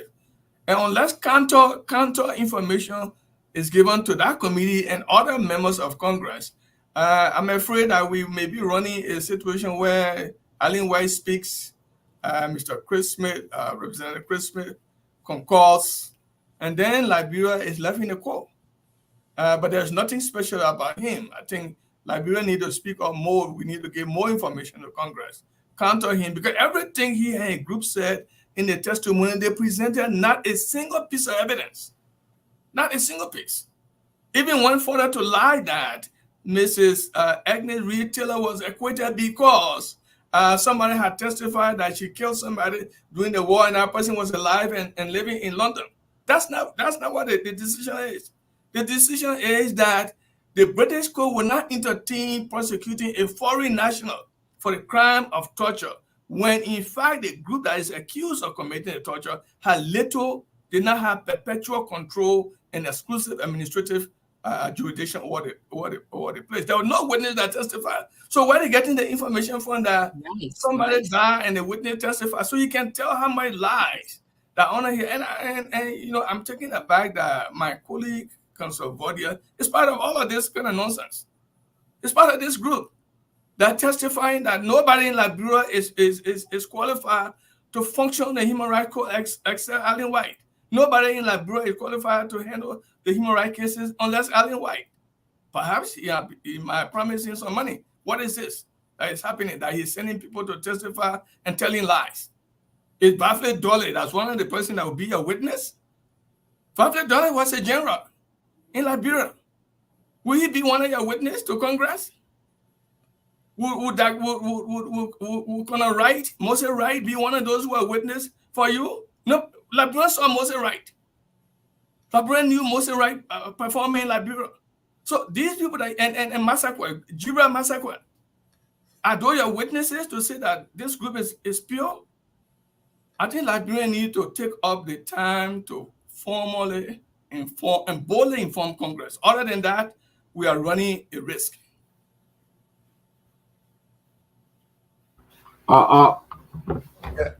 Washington, would you like to add something to that? Yeah, so absolutely. Councillor Jay just actually summarize what is really obtaining. Like he said, it's always only this group that, you know, Dr. White takes to Congress with him. And I will not sit here and impugn the reputation or credibility of Congressman Smith. So I will give him the benefit of the doubt. I would think that for a man like Congressman Smith at his level, I don't think he really knows what is going on. I think he's acting upon information that's coming to him from Dr. White, because Dr. White has an impressive resume. If you're not a Liberian like me or other people who have caught up with his playbook, you know, you would think that he should actually be the chief prosecutor for the War Crimes Court for Liberia. But we caught up with him. So you can see how it would be easy for someone like Congressman Smith, who probably doesn't really know much about Liberia, has not heard from other human rights groups, have not even heard from other victims or witnesses, besides that same group, handful of people that Allen White takes to them over and over and over and over. So I would give him the benefit of the doubt that he probably doesn't really know, you know, what's really going on. I call it a big scam. So so as you can see that I was saying before, Allen White has an extensive record of political lobbying for, you know, for his money. That's what he does. I have a copy of his organization. If you go online, you can get a copy of his institution lobbying registration. That's what he does. So he was lobbying Ellen before, and then he went to WIA, and then he went to the CDC WIA, and then he started trying to talk to Mr. Cummings. Now, you know, he has graduated himself with the current president, Joseph Boyka. And unfortunately, we have some unscrupulous people who are within the reach of the presidency, who have the president's ears, and, you know, people promising them money and stuff, and it's just going ahead. So Allen White wants to hear this. In the first place, let me make this clarification. Allen White did say when he went to Congress, he said that President Boyka has actually appointed him as advisor to this War Crimes Court project. And it has been disputed because our colleague, Adama Dempster, told he said, no, we have not heard any such appointment. Up until now, I have not heard it. I have not seen it. So maybe some of you have heard it from the president's office, and maybe you have seen it in written communication, but I have not seen it anyway. It's just Allen White, you know, just saying things, expanding things, and, you know, and just making it appear like he has all this authority in Liberia. So up until now, President Boyka's office needs to clarify, has he appointed Allen White as, you know, special advisor to this War Crimes Court project? He needs to clarify that, because that was one of the points that Adama took with him and was arguing back and forth. And then also, so it's just part of Alan White playbook, Dr. Peabody. You ask the question, does Congress believe him? Does he have all this clout? Liberians are so afraid of him. I think Liberians tend to be, I don't think they're afraid of him, but I think the thing he has all this power and stuff, it's just part of his playbook. So how I say the rest of us were able to catch up with it and we're putting up this fight because we know, it's just part of his playbook. I was down in Washington, D.C. in February of this year, and I met with highly placed, governmental, people. And I specifically asked them about Alan White because I thought it was an opportunity. I didn't go there for Alan White business, but given the caliber of people that were in the room with me, I just thought it was an opportunity to clarify this thing. So, I asked, I'm like, is this man actually, is he acting on behalf of your government? What's his role in the U.S. government? And, and one of them just said, Commissioner, don't even bother, but he does not work for the U.S. government. He's not a contractor. In no way is he connected to us. He's a private citizen, and we see that he's in Liberia doing his private thing. So Alan White does not even represent the United States government. And Liberians who don't want to pay attention, I don't know whether that they walk out, what people still in walking amnesia, they don't want to pay attention. So Alan White comes, he rubs Congressman Smith, in our face. He comes, he say all these things. He brings this extensive resume. 2 weeks ago, I was on a talk show. I think it was last week. I was on one of the talk show, one of our, colleagues' talk show, and then one of the host on the talk show actually brought out a resume, Alan White's resume, and was reading it on the talk show, was reading it to counter some of the points I was making that Alan White's a lobbyist. I thought it was very interesting. So you have Liberians, even who are educated at our level, are also being bamboozled by Alan White. People have not seen the light. So Alan White comes and he said, I'm going to put you on sanction. But then they don't even sit to think and say, well, does he really have the authority to put us on sanction? Alan White has no authority to put anybody on sanction. It's just so happened that there is something called coincidence and coincidences. So people were already investigating, some of the officials, officials and some of those people. And they were already talking about putting people on sanction. So Alan White comes and say, we'll put people on sanction. Jerome Vrada comes and say, we'll put people on sanction. And then it happens. And then people think, oh, yes, that Alan White who putting people on sanction. It's all a playbook. It's all part of Alan White's playbook. All right, just before Grace come on, quickly, go ahead, and then we'll go to Grace. No, I just want to add to that because I think Marcel struck a very important point here. And also Joel, I think Councillor Joel point that Liberians have not countered Alan White lies. Okay?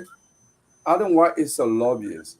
Many journalists, news outlets in Monrovia, we need to get the information out to them. Let them publish it. And those of you who have Alan White contract, you get it to Front Page Africa or Daily Observer. Let them publish it, okay? So people know who he is. And people, to your question, the reason Alan White survives is because Liberia is notoriously a corrupt society. And this sanction thing, we have people are very corrupt. So they were easier to bamboozle than believing that he has the key to that. I've heard report that this guy takes as low as 2,000 now. Working at lobbyists in DC will take 2,000 now. He's just a survivor. And he got an agent that I know. And this agent is a pathological liar about his resume. He goes there, he's a one who goes and contact. He's in Liberia, he calls himself CIA. Which CIA can identify himself publicly in the world? He goes and pick up the money. He picks up the money from And I know this fellow. We all live in Philadelphia. Who does that? But the survival in Liberia, this country is just blind. It's like a gold mine for liars. And that's what Alan White is surviving on. Okay? That's what I want to say about. But even the U.S. ambassador, recently, a respected human rights lawyer in Liberia, met the U.S. ambassador recently at the Shadija affair and told him Alan White does not speak for the U.S. government. When the government is going to put anybody on sanction, the State Department has a way of conducting investigation and collecting information through the embassy. It's not Alan White. Alan White is a lobbyist. They made it clear to him, and I know this for fact. Wow, It's a- Grace, come on. Grace, come on. Hey, I mean, it's nice to be here. It's nice to see Sis Massa Washington. We come a long way. Yeah. Plenty people don't know, but she's Don't like tell my all the big story. We sister. need to know. She knows the story because I can't remember. I think I was like 5 or something, but she knows the story. She and my sister, they grew up together. So I love you, Massa. But thank you for all your work and everything you've been doing, especially when it comes to the World Economic Crimes Code. You guys have been doing amazing. Get a boo here, one, just whining all day. We tired with the whining. At the end of the day, Allen White has defended his work, his need for accountability for the World Economic Crimes Code in Liberia, and that's what the Liberian people want. You know, and I know that you guys are doing a lot of work, and I know that you have played your part. But our thing, we who looking from although we are Liberians, but we're looking from the outside, most of the Liberian people will want this thing to happen. Instead of us sit down here and continue to complain, I want to ask you guys, what can you do since you guys have a pushback with Allen White and the Liberian people, majority of them looking for accountability? Allen White defends to you people that he's fighting for the Liberian people that went through this war that suffer. So what is the strategy now that if this man has inserted himself in the Liberian community, in the society concerning this World Economic Crimes Code, what are you people doing so we can join you? Since we believe you people are Liberians and we believe you're on the right side because you're one of us, how can we go about trying to remove this man? And that's the discussion we should be having instead of us complaining, since he's a problem to the establishment of this court and people saying that he lobbying and getting money and he doing this one, he doing that one. Are coming from the outside, saying for us, we just want the World Economic Crimes Code. This man is doing what he wants, that to be held accountable for what they did. The people who kill people mercilessly in this war that got the scene on Liberia today, that Liberia cannot go anywhere because of the amount of lives that were taken, the way they kill people. So, since my question, I want to help you in this the fight, because I believe what you say. I don't know the man like that, but I know him on the point that he's fighting for the accountability for Liberia, and so we agree with whatsoever he's doing. So that's where I'm coming from. So if you or Councilor Jawed can answer, what is moving forward? If you guys gather a team, or a strong team, and say, you know what, we are going to Washington. We don't want this man to be over our War and Economic Crimes Code. We are going to fight to the end. That we want this thing to be independent, with Liberia included and inclusive in it. We should settle our own differences, and we should. So, what are you people playing? What's so much to remove Allen White from this? Okay, I will be short because I know Councilor Jiwa and other panelists, have to speak as well. So yes, Grace, you did strike a salient point. You said Dr. Allen White, made himself, and then I'm not quoting you directly, I'm paraphrasing your word. So he made himself the face of Liberia's advocacy for war crimes code, or at least in the international community. Do I think that Allen White wants the war crimes code? Yes, I think Allen White wants the war and economic crimes code. All of us sitting here want the war and economic crimes code, but Allen White wants it for reasons different from our reasons. That's where we have the problem. So Allen White wants the war and economic crimes code, right? Because it's a conduit through which, one, he can fill his pocket, and two, he can prove, he can extend his resume, or he can prove that, he's this big shot in Liberia.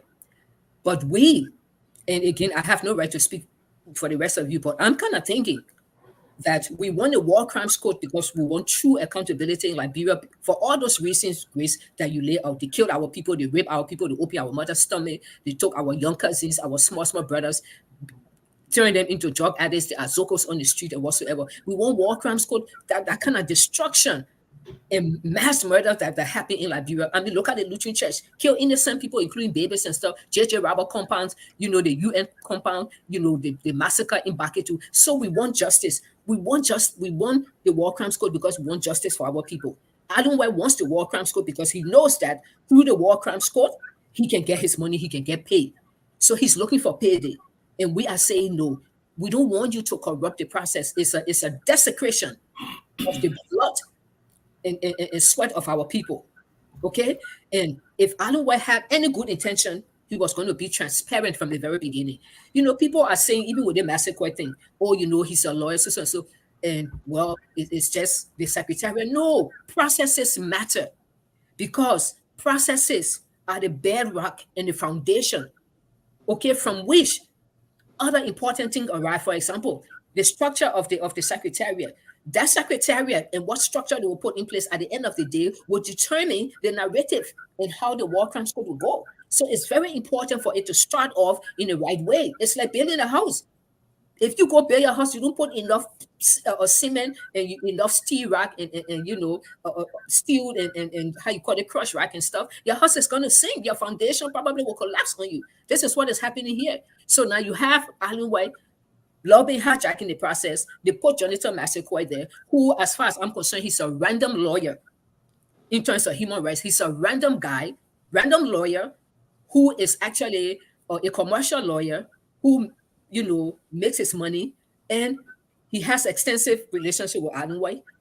People who they're supposed to be prosecuting the Jibril massacre and the rest of them, he's representing them. He's actually acting as lawyers, suing human rights or defenders and human rights advocates. And then he's also not only acting as lawyer for these alleged perpetrators, but he's also acting as the agent. So there's a difference between, I'm not a lawyer, so you acting as a lawyer, but then you acting as the agent as well. When you act as the agent, then you act on their behalf. You make decisions on their behalf. You do things on their behalf. And this is what he's doing. So this is War Crimes Code now, Secretariat, that this Jonathan Massacre is supposed to be, you know, laying the foundation for the prosecution of these people. These are the very people who are his clients. So it is this glaring, gross violations of conflict of interest we're talking about. It's not right. This process, it must be fair, it must be transparent, and it must be credible, because Grace and everybody else, at the end of the day of all of this accountability, we're hoping to reconcile our people. Liberians are not reconciled. This peace we have is cosmetic, is fragile. If we do that War Crimes Code right, where the right people are prosecuted for what they did or whatsoever, at the end of the day, we can focus on reconciliation of our people. We need to reconcile our people. So this is not just a process of we just doing War Crimes Code. The end result is we want to be able to reconcile our people. And I don't see Alan White taking us there. So you ask, what are we doing? Well, we've been writing since, you know, we've been writing if you notice, every week. We're in the papers, we're making the rounds of talk shows, we're doing some other things and stuff. And as we speak, we're drafting a letter now to send to Congress to ask, you know, that Sam Blatos commission or committee for a meeting to meet with them, because we have to meet with, you know, Congressman Chris Smith so that he can hear the other side of the story, and hopefully, you know, he can, you know, make an informed decision on this. And President Boyka, we're doing back channels, talking to people to appeal to him to please rescind this decision, because this is crazy. You can't just take a random guy who is a lawyer, he's attached to the Speaker office, corruption all over the place. Then you take him and put him there. There's a seaman who prosecuting human rights or campaigners. You take him, you put him there to be head of the secretariat that's supposed to prosecute his clients then, Jibril Massacre then. Come on, it's ridiculous. I mean, it lacks credibility. The conflict interest is all over the place. Secondly, this dude knows nothing about human rights law. He knows nothing about international humanitarian law, international human rights law, or what constitutes or genocide, war crimes. This dude knows nothing. He has no human rights experience, has no transitional justice experience. So how is he supposed to do this job? He is the most unsuited and incompetent for this job. Wow. You know, maybe one reason why Liberians believe that Dr. White is acting for Liberia and Liberia war victims is because people have just seen his, all they have seen and heard of him is that he was the tough guy who was in Sierra Leone, who succeeded in having Mr. Taylor arrested. And succeeded in making sure that Mr. Taylor was prosecuted and convicted, and other people. But there's much more to Dr. White. And there is much more to his interest in Liberia. His interest is not about Liberia war victims. In fact, prior to coming here today, I read on Front Page Africa that a group of 300 Liberian war victim organizations, they got their signatures. And that's the signature that Dr. White is running around with from place to place to say, these are the human rights organizations. In fact, I got more number. I got 300 Liberian human rights organizations supporting me for war crime code to be established in Liberia. No Liberian in their rightful mind, Grace, has interest to refuse for the war crime code to be established. What Liberians are concerned about, and I'm worried about, is that if you have somebody like Mulva Molu, to stand up and release a press statement and say, and bring few hungry people in some small palaver hut to read a statement to say, I'm supporting Jonathan massacre. Why does he need support? If he's so competent, so qualified, and able to bring war crime code, establish war crime code in Liberia, do you need people under the palaver hut to bring statement to say we will support you? You don't need support. You are selected for a piece of job. But you know, the only qualification that Dr. White has is that his ability to run from one political grouping to another political grouping, hoping that he can get some money. In fact, if you listen to this hearing, and I must also add that none of the group of human rights organizations that were accused have accused the group that accusing them. None. None of them had taken them publicly to tax to say this Dr. White group should not be part of the establishment of the war crime code. Why is Dr. White forming a group? Is he a Liberian? Does he have anybody who are murdered during the war in Liberia? Or are Liberians believing that because of his activities in Sierra Leone, so he is the most qualified? I can say to you that Liberia as a country is replete with professionals. People who are ready to be the one to function. What are we doing? What we do is this teaches us some lesson. What we do is to ensure that Congressman Chris Smith and Congress as a whole, including the White House, get to know who Allen White is. Get to know what is the proximity of Councilor Massacre to Speaker Fulanti Kufa, who also control the money and the war crime code, so much so that they are accusing everybody on earth. Why did President Baka, if you are so much serious, not consult the Liberian National Bar Association? How about the Female Lawyers Association? Are they all corrupt? So if you're saying that everybody else is corrupt, including Human Rights Watch, Amnesty International, why are they creating a split? That's a question, Grace, that you should be asking. None of the organizations that are being accused have created a split, have ever complained formally, but this time they will take on writing the various institutions to make sure that a better taxpayer money go to Liberia for meaningful purposes, or it doesn't go there. So what you're trying to do is to make sure Allen White is not the one that will be able to be a part of maybe hear this World Economic Crimes Code. And you want to compare that Liberians should be the one to take over. Liberians, do we trust us to take over this thing and make sure that it happens properly? That's the question. Because most of the time, everything that happened in Liberia since, I don't know when this war happened, nothing has been done strictly when it comes to bringing accountability to people. Everybody know that everything that just be fair. You know, everybody know most of the time when Liberians do things, even the government is all corruption and you know, backstabbing. We don't get together to really accomplish what we're supposed to accomplish to change our direction and carry us to the right place for the country to be a better place.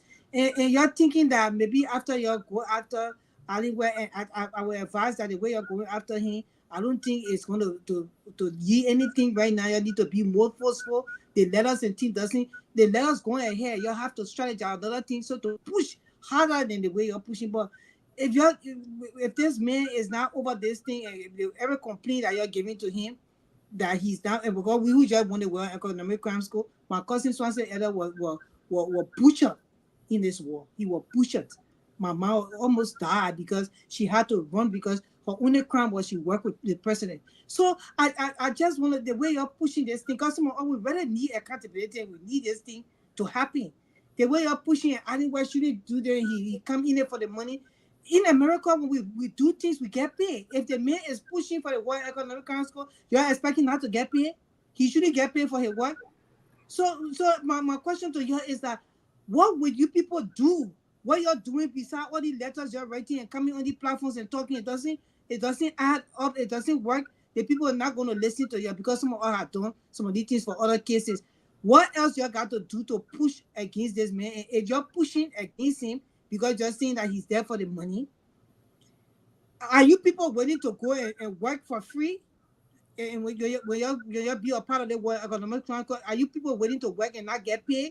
And if you're working and not get paid, would there not be backstabbing as usual, as Liberian people always doing everything that they do? And that's the reason why the international community don't trust us in anything that we do. So I just being fair, I'm talking for Finade in Lockington, like kind of people are talking for that what we want to know. Because everybody just whining, we understand. But can you people set up a whole or team of social Liberians to really carry on the World Economic Council and accomplish what the people really want to accomplish as far as accountability? That's my question. Can I say something towards that? Yeah, go ahead, my son. Just take Yes. like a minute. Okay, so Grace, it's not as the way you put it. We are not saying that only Liberians should be part of this process. It's impossible for just us. As a matter of fact, what we're actually saying is that we want the implementation and the creation of the War Crimes Court to follow established best practice.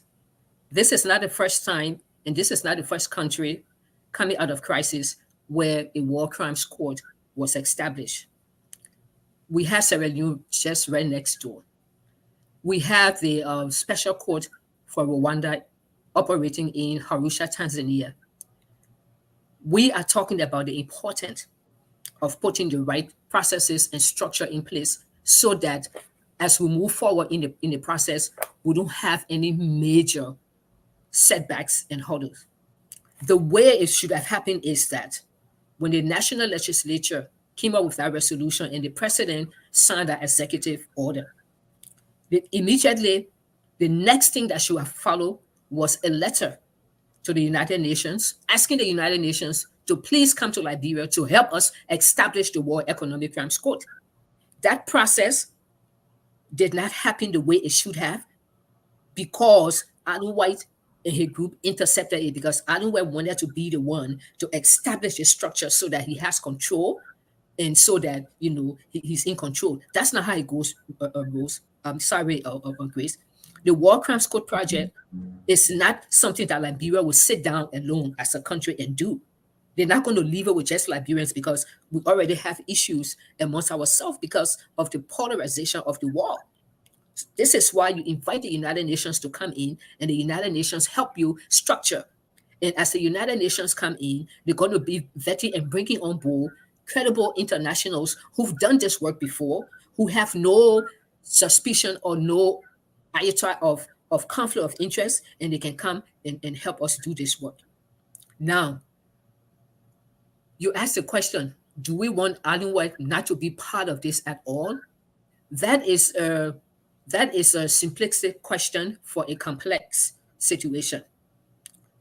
Arnold White have been talking War Crimes Court, fine. But we are saying Arnold White cannot be the one, Grace, to be behind the appointing of who will serve at our secretariat. You see what happened already. I wish that, you're asking a very good question, but I wish that you will also ponder and ask yourself, why was Jonathan Massaquoi chosen? What is his criteria? What is his resume and stuff for this? For example, why wasn't it considered Tier 1 Gonglo? Why wasn't it considered Nibali Warner? Why wasn't it any of those established human rights, people who've been pushing for this thing, who are also lawyers, who know the issue, who will be able to articulate issue? What happened to Avin Jallo? And those kinds of things. That's what we're talking about.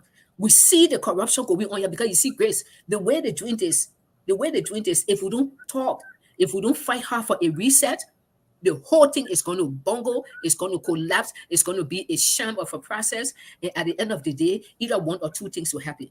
The international community will either get frustrated with us and say, Liberians can never get it right. We're not going to waste our time. Let's go somewhere else where people are serious and you're ready to do this right. Or they're just going to just leave it with Adonware and a few handful of people and they just carry on. And at the end of the day, Adonware has spoken to Prince Johnson, asked him to support him for leniency. As we speak now, know they say, the Aaron Smith and the rest of them, they met with Sonny Guy Diebo. He's in the TRC report, but they met with him in Boulevard Hotel to try to tell him, oh, if you lie on people and say the other person did it, the other person did that, they will take him off they will take him off the prosecution list. Is that a role? Is that a role of this War Crimes Court Secretariat? No, that's what we're saying. So we're not saying that Adonware may not have something to offer.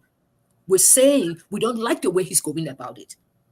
That's what we're saying. And we want to reset. It will be good for everybody who means well to come on board and let's do this together.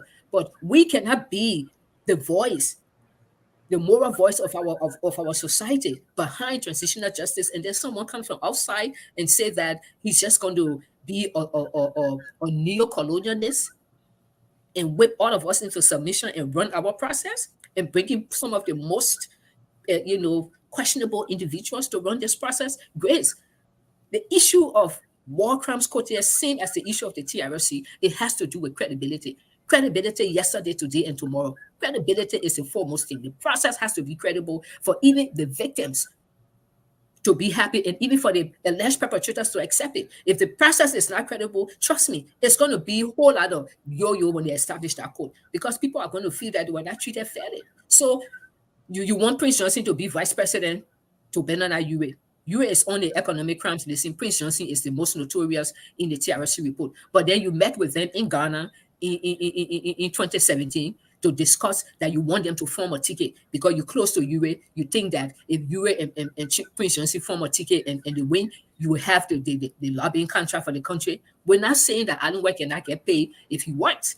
But what we're saying is if that is an aim, let him make it known. Say, look, I can help you. I want War Crimes Code. I can help you lobby for the money. But when the money comes, this is what I'm going to charge. And you'll give me my percentage. That would be, perfect. Instead of just throwing all these rockers in the process. That's what we're saying.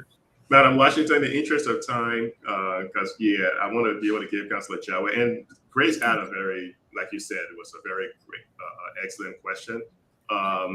But I just want to kind of point a couple of things out real quick. And then I think it's important to kind of note that, if we're to take a look at the money, for example, right? Let's quickly take a look at the money. So I'm going to share something real quick and let me know if you can see the screen. Doc, we can see it?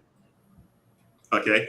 So we can see that the special court in Sierra Leone, it was supposed to be something that they needed about 75,000 to get started. But when all was said and done, it ended up costing about, it was 75 million. It ended up costing about 300 million. I think there's 300,000 my little assistant put in here. So that was about 300 million spent on that court. Take a look at what happened in Rwanda, for example. They had about 5,800 days of proceedings, and the criminal court in Rwanda, they ended up spending about $2 billion, right? So there's a lot of money involved in here. If you take a look at the International Criminal Court has spent a little over 1.6 billion, right? So it's not just in terms of the money, but I also want to ask a couple of questions. The U.S. is not a party to the Rome Statute. So Councilor J. Master, you guys probably know this, right? So a lot of the countries that have been hit by international criminal courts have been African countries. Do you think, and I think this probably goes back to what Madam Washington was saying, do you think that it is fair for countries whose citizens are not subject to war crimes to kind of lead the efforts for war crimes in Liberia or in Africa? Is that something that should be African-led as opposed to something that is being led by a foreign national? What do you think, Councillor Chiwe? So the establishment of the court, America has been involved in assisting to fund the process.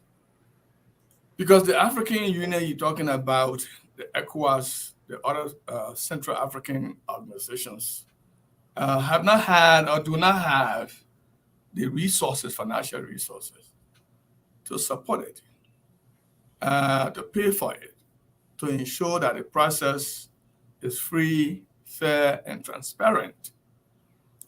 Even Liberia, that is standing up for war and economic crime court, is looking outside, mainly to the United States, to assist in the financing of the process. While that is true that the U.S. is not a party to the Rome Statute, the U.S. have not obstructed war criminals who people accused of war crimes that are supposed to be prosecuted.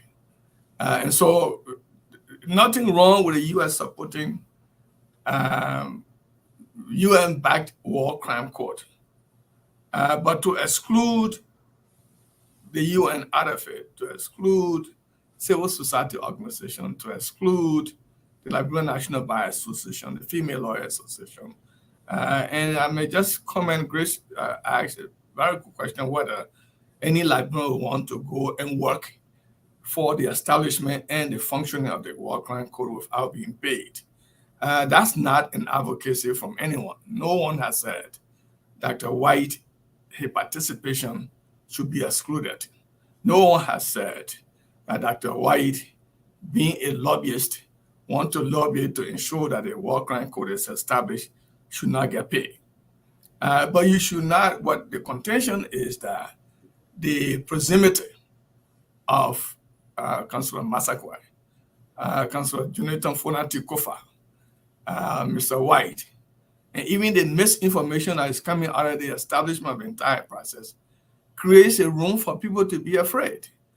And that, if you function, in the practice of law, we say the lawyer should recuse himself depending upon how close you are to the client before, for whom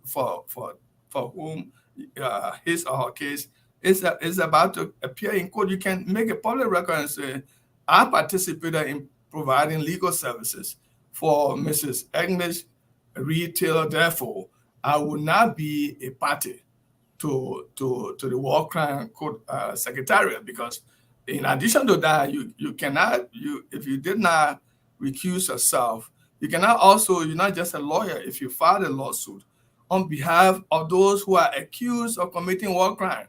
How in the world would anybody think that you are fair? So I don't see anything wrong with the U.S. government supporting the process.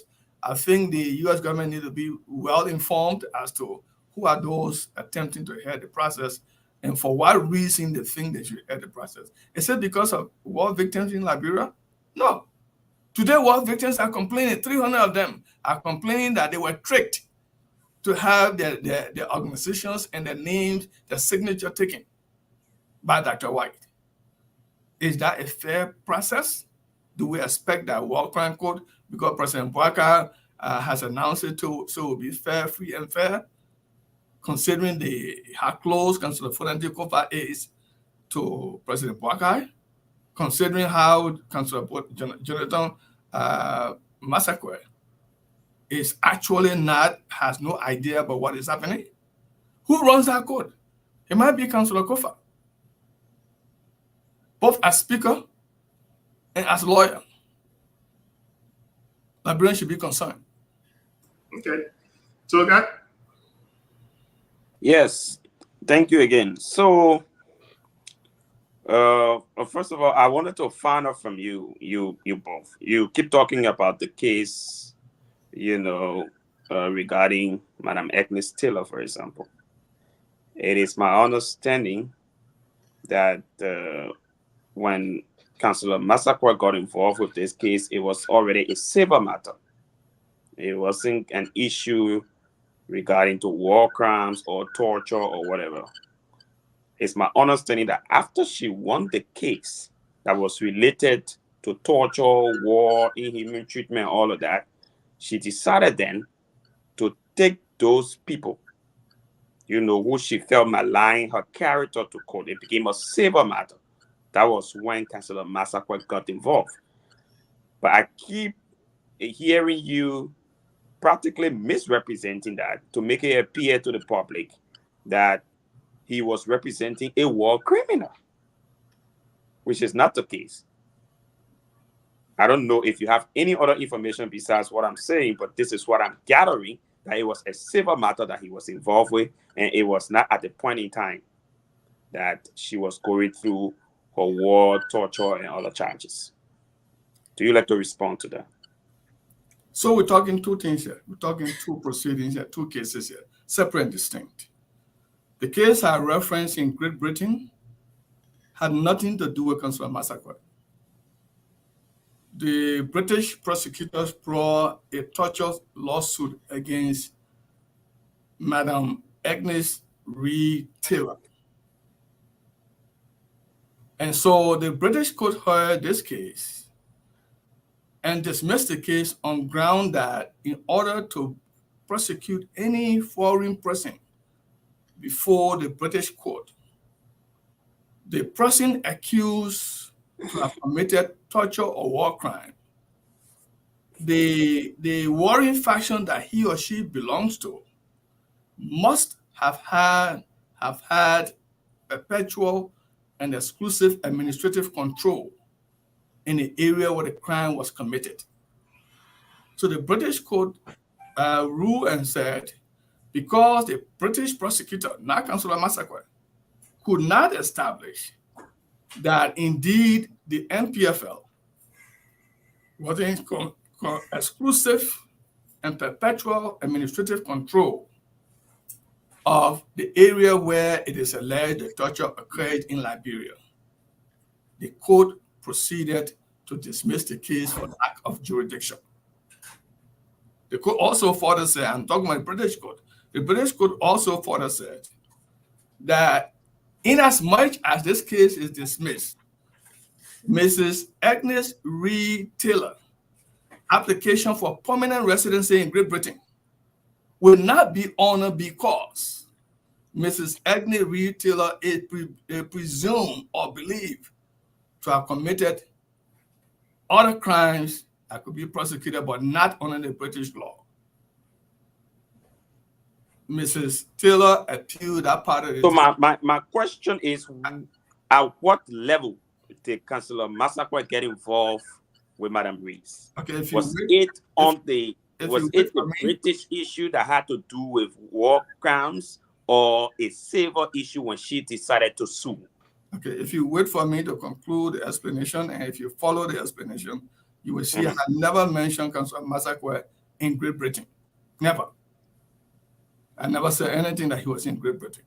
I said after Mrs. Taylor got a dismissal of the case against her, the reason is clear.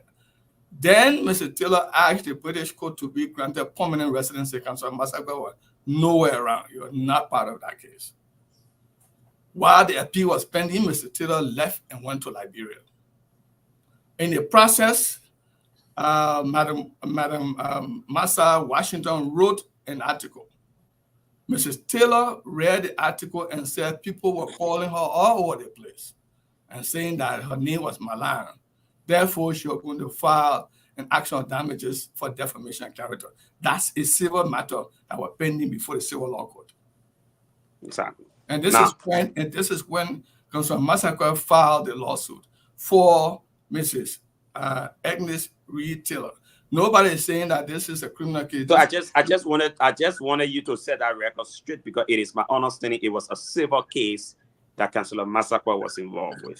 So another thing. So what's your understanding of a civil case? I need to stop it. That's for not the only case. Councillor Massaquoi is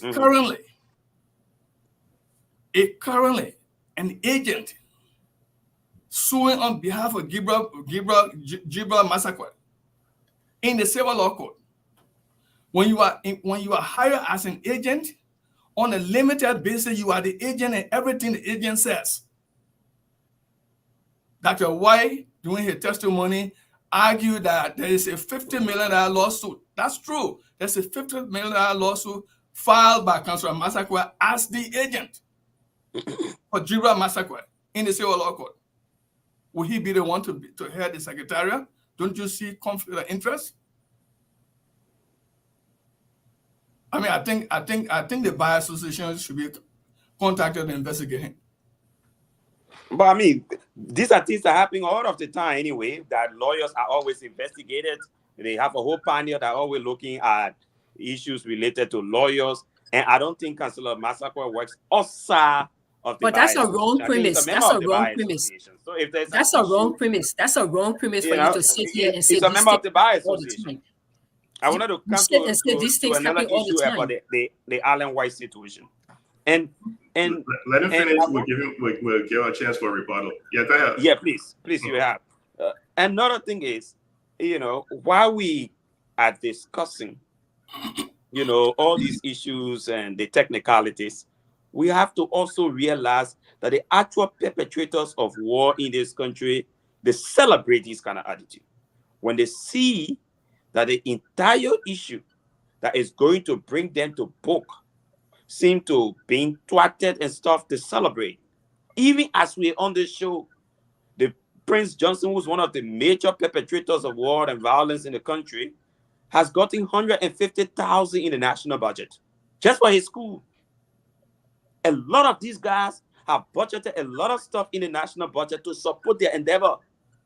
When it should be brought to book, we seem to be leaving them and we're focusing on who has the code, who doesn't have the code, which is becoming an issue, which is, for me, a complete distraction to the core issue to bring these people to book in time, because they are getting wealthy by the day, by the second.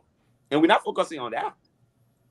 Now, Dr. Allen White, for example, Dr. Allen White, I think he's still playing a lobbying role.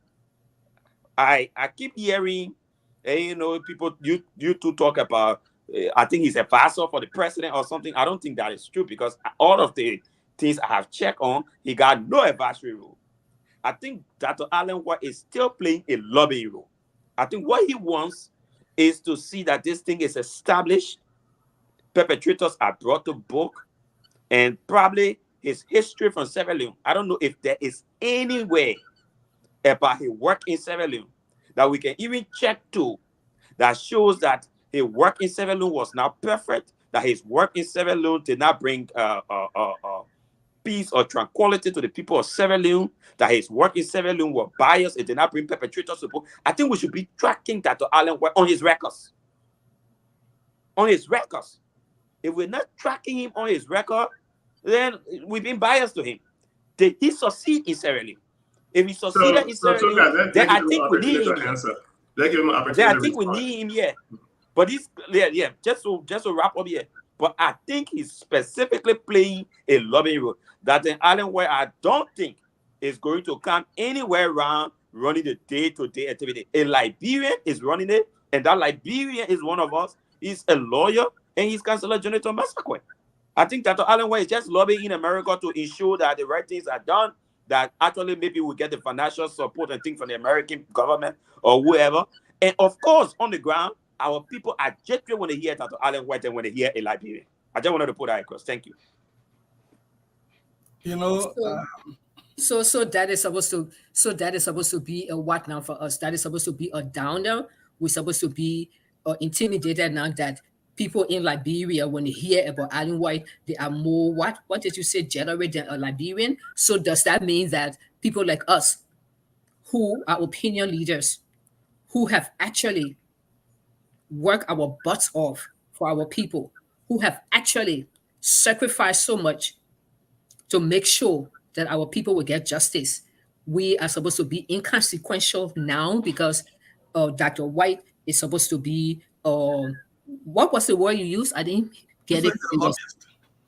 No, not lobbyist. There was something he said. That when Yeah, people get yeah, jaded so about yeah, him, yeah, so as people are compared, jaded. Yeah, so because people yeah, are jaded about Alan White, so the rest of us don't matter. Our voices don't matter. Those of us whose family were killed. My brother was chopped in pieces. My brother was chopped in pieces. I have first cousins who were killed. I have two first cousins who are still missing. My aunt died waiting for her son to show up. I used to tell her, I said, Auntie, if he was still alive, he would have showed up. She thought he was in the sub-region somewhere. Unfortunately, she passed away years ago. Still, every day she cooked, even if it was dry rice, she left food for him. She said her son could show up. Okay? These are the kind of things we're talking about. So we want we want a war crimes code because we want justice. So when you come and you're trying, so I don't know whether you understand that you're actually making the case for Alan White. Maybe that may not be your intention, but you are making the case for him. And in so doing, you think that you can actually downsize our own concerns or whatsoever. But we are the Liberians, though. At the end of the day, we bear the brunt of what has happened in that country. So let's go back to the main issue. I just wanted to remind you that because now, Washington, before you go to that issue, no, there was something I also talk about his history in Sierra Leone. Do you have any other view about him working in Sierra Leone, and maybe there were some things that went wrong while that Alan White was serving Sierra Leone? Because I think we should track him on that. So you go and do your homework. You go and do your homework. Some of us have done our homework. So you seem to not really know who Alan White is. So I will appeal to you to go and do your homework. Go and do your homework. We'll get to that in a second. I'm glad this conversation is really getting heated, but I want to share something, and I think it's going to kind of touch on what you are mentioning, Madam Washington, and also kind of answer a question for Tuga, because in terms of who's going to be leading the effort. Doc, you able to share my screen so I can play a little segment? Let me see if I can play this segment. You can hear it, okay? So let me just mute this. Our funding for the Global Magnitsky Act sanctions in Liberia and other activities. We support the World Economic Crime Code for Liberia and demand justice and accountability for all Liberians. Councillor Jerome Verdier, our executive director, was the former chairman of the Truth and Reconciliation Commission of the Republic of Liberia and the major author of the 2009 recommending the court establishment. Nevertheless, we have received plethora information regarding varieties of NGOs expressing interest to participate in the Liberian War and Economic Crime Code process.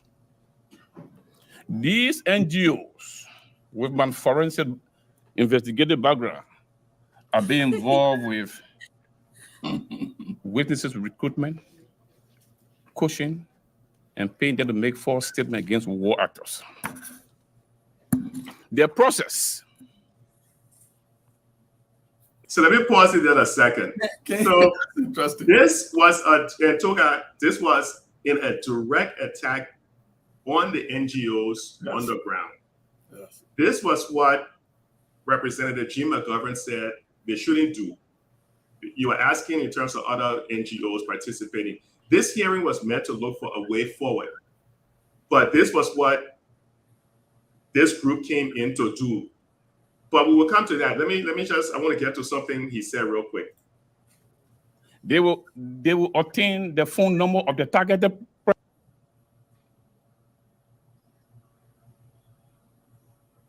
Sorry, bandwidth.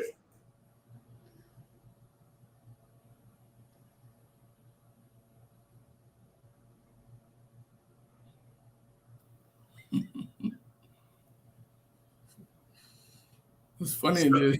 Yeah, sorry guys, a little bit of bandwidth issue, but let me start sharing.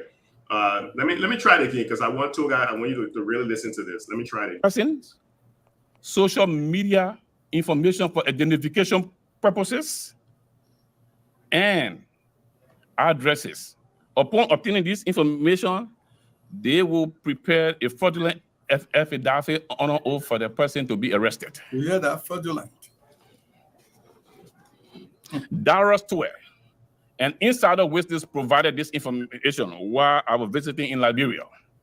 conducting investigation.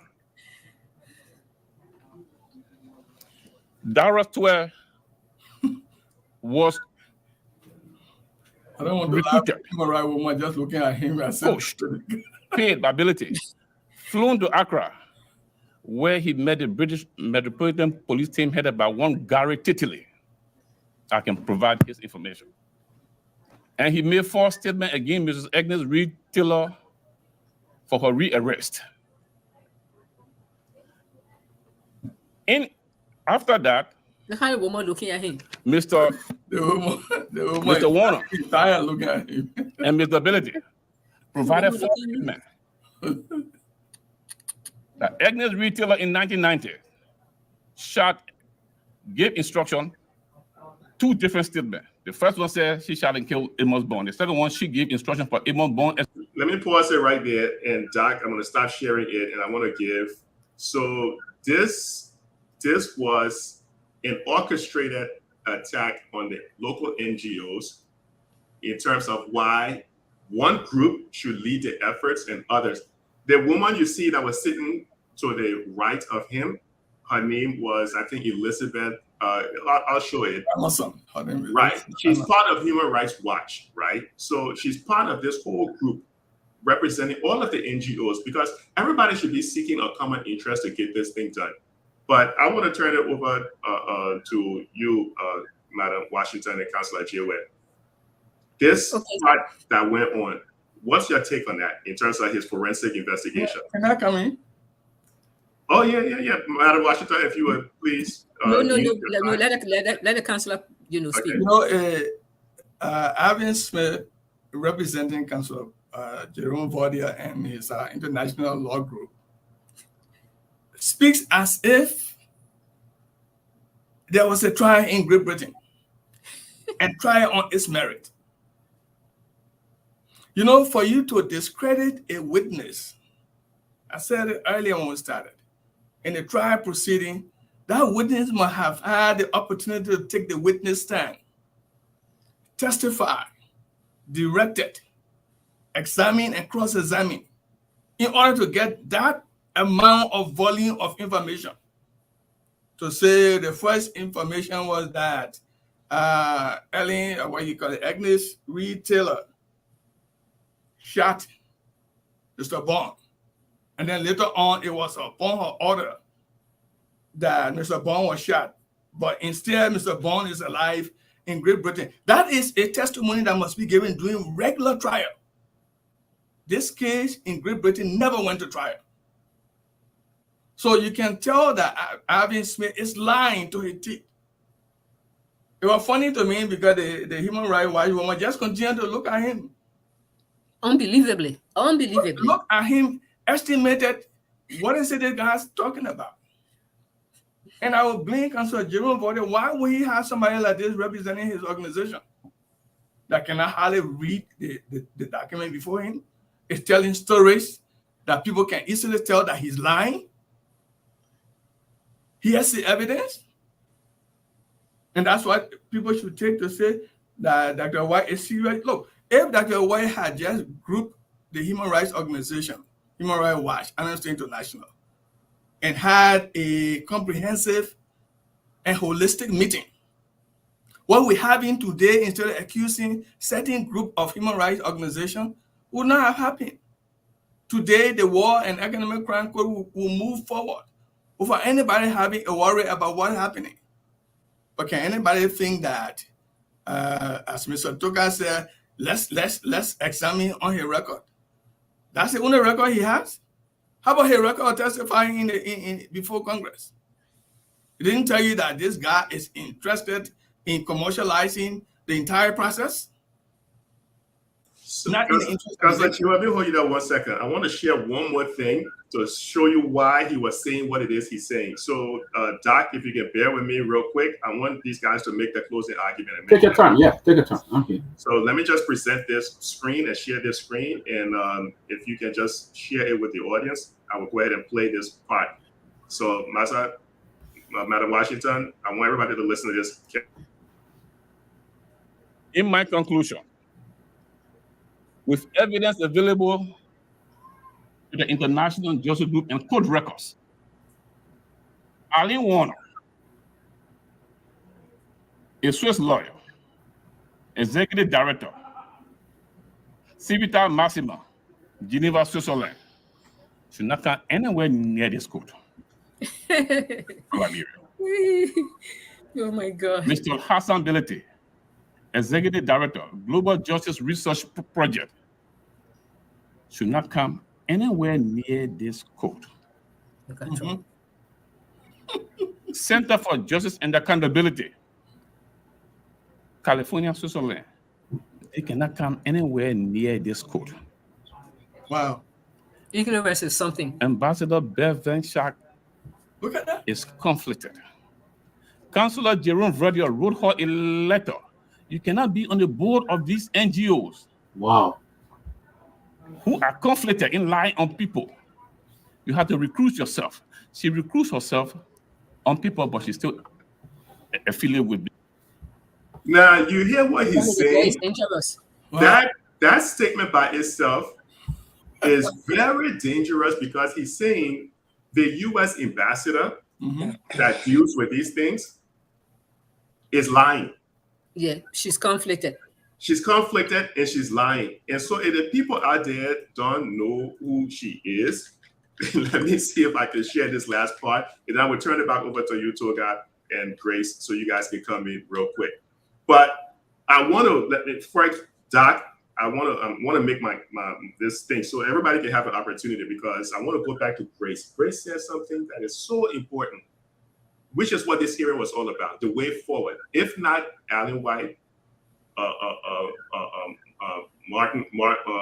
Rubin, and the other group, then who? But I want to share something real quick. So Doc, let me just share this one to kind of put things in perspective. So let me do this. This was an article that was written by Michael Rubin. So this is like what they're sort of pursuing, right? He wrote an article in the Washington Examiner where they have succeeded in attacking Human Rights Watch. So he said for his justice group, the score was 1. For Human Rights Watch, the score was 0. Remember now, we're talking about justice for war crimes victims in Liberia. This man is keeping score in terms of the groups that he's taking down. He's keeping score. Bear in mind, Representative Jim McGovern came out and said, look, presenting allegations that are not substantiated in a public forum, and in which you are targeting people who have no voice, no opportunity to defend themselves. He said that is the exact opposite of human rights. So in terms of who that woman is, let me just go right back real quick and talk to you about who this woman is. And this is also another strategy in terms of silencing by suing Civitas Maxima and some other people. But we'll come back to that in a second. So this is what Councillor Joel was touching on. We will come to that in a second. But I want to, so this group is going after all of the different civil society organizations in Liberia. They're disenfranchising them. There's roughly And individuals. Individuals. These are the groups they're targeting. So I know we're trying to seek justice for the victims, but what is going on here? This is what I didn't understand. I'm trying to understand, is there some underhanded stuff going on here that we're now making the victims sort of collateral damage? Because when he said Bev Van Schaak, right? Let me just go back to her real quick. And Yesenia Martin was brilliant in this whole thing. I mean, this woman was just absolutely the best. When he attacked that lady I just showed, and let me just go back one real quick. Who exactly is she? This is a highly respectable woman. She is the U.S. ambassador. I think I probably went too far back. But she is a well-respected ambassador. And when Jim McGovern said, there seems to be a clearly coordinated smear job, if you will. Several of the witnesses are going to attack certain human rights defenders and organizations. And he said one will go further and attack the entire human rights movement in Liberia, as well as Ambassador Bev Van Schaak. Is that what we're seeing happening? So let me turn it over to you, Madam Washington.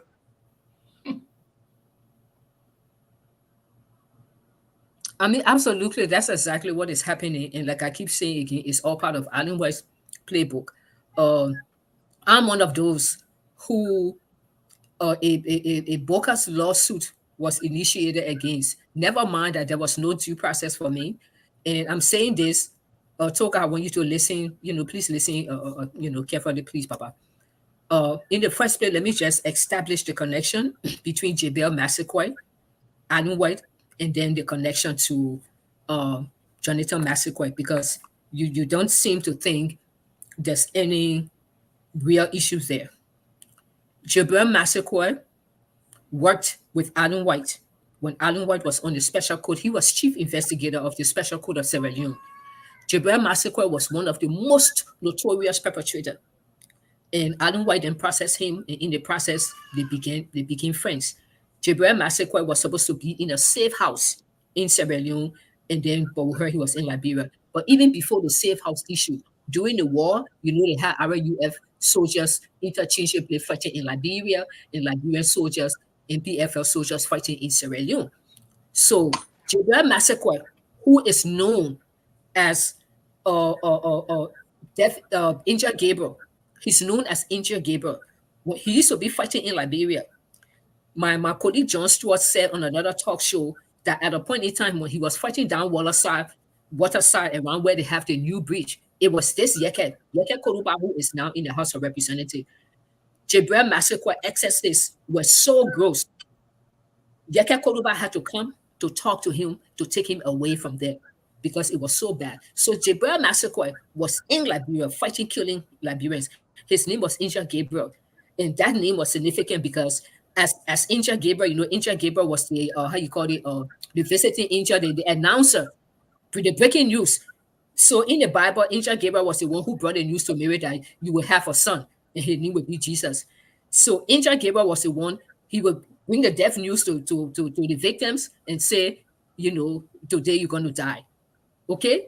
So this is the guy that the case. Then Alan White wrote an affidavit when Angel Gabriel Jebel Massaquoi case was going on in Switzerland.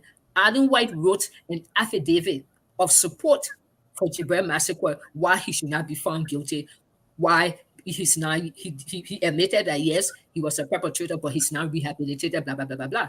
So after that case was lost, okay, Alan White recommended that Jebel Massaquoi will sue. Who does he recommend to sue Secretary Maximum on behalf of Jebel Massaquoi? The same Jonathan Massaquoi. So you can see the link there. Okay, it's a spider web, and Alan White is a spider spinning this web. So you can see Alan White and Jebel Massaquoi link from the special code in Sierra Leone. Then Alan White and Jebel Massaquoi again working on this case to help Jebel Massaquoi fight this case. Then to sue now, Alan White links Jebel Massaquoi to Jonathan Massaquoi. Okay, same thing happened with me. The case, my case, why it was a civil case, but it was a civil case deriving from a criminal case in Sierra Leone, in Switzerland, in the first place, in London rather. In the first place, you must understand that Agnes Taylor did not win any case. The case was not even heard. The judges then threw the case out on the basis of a technicality that Councillor Jewell, so eloquently explained. I'm not a lawyer, so I'm not going to even go there. So the case did not go to court where she won the case, where it was established that people lie on her. That's not the truth. It was on the basis of a technicality that the judges threw the case out. As it is, that case is still open. Any other human rights organization that have any other thing on her, or if the defense can go back and sort out those primary issues that they have, they can still re-sue Agnes Taylor. When she left from there, she came to Liberia. I wrote an article. I'm a journalist. I wrote an article, and she accused me after writing the article. The article stemmed from that case. I wrote an article about that case, stating the case and everything. And so she sued me. Her lawyer was this same Massaquoi who is now on the, who's heading, quote unquote, the secretariat. Okay. I'm not going to go in the nitty gritty of it because the bit of error is before the Supreme Court, so I'm going to respect the Supreme Court. So you can see the dots are connected. The web is being spun, and Alan White is the spider here. Let me switch it over to Doc. Doc, there's been a lot to sort of digest and take apart. I don't know what anything that grabbed your attention? I'm sorry, Toga. I'll come back to you in a second, brother. Yes, Professor. This is what grabbed my attention. If you have somebody who's advocating for war court in Liberia and accusing your chief funder, ambassador, the American ambassador, you're accusing her that she must not come nowhere near the court. I see it as a major issue. I see it as a problem. I see it as the worst thing that I've ever heard, because this lady is representing the United States government. They are supporting her. They sent her to Liberia. And you are coming up to say that she should not come near the court and accusing other people, reputable people, very highly respected people. No wonder why Representative McGreevy got upset and said, I mean, because just from listening to this, I know Alvin very well, and I'm not. That's all I want to say. But to get to that point of condemning all the groups in Liberia, all the groups, that one is even worthy of being part of that.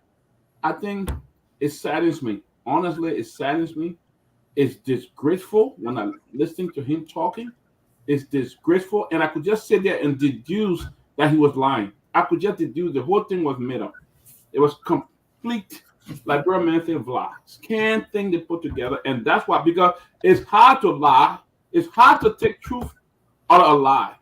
It's difficult. When you get to the right place, you get so confused because you're lying. It's hard to even turn it around and make it look like true. And this is what I saw here. This is exactly what I saw. Toga? Yes. So one of the things I've also noticed, and I can vividly say that, I think the attack on the ambassador and the attack on other institutions, that was below the belt.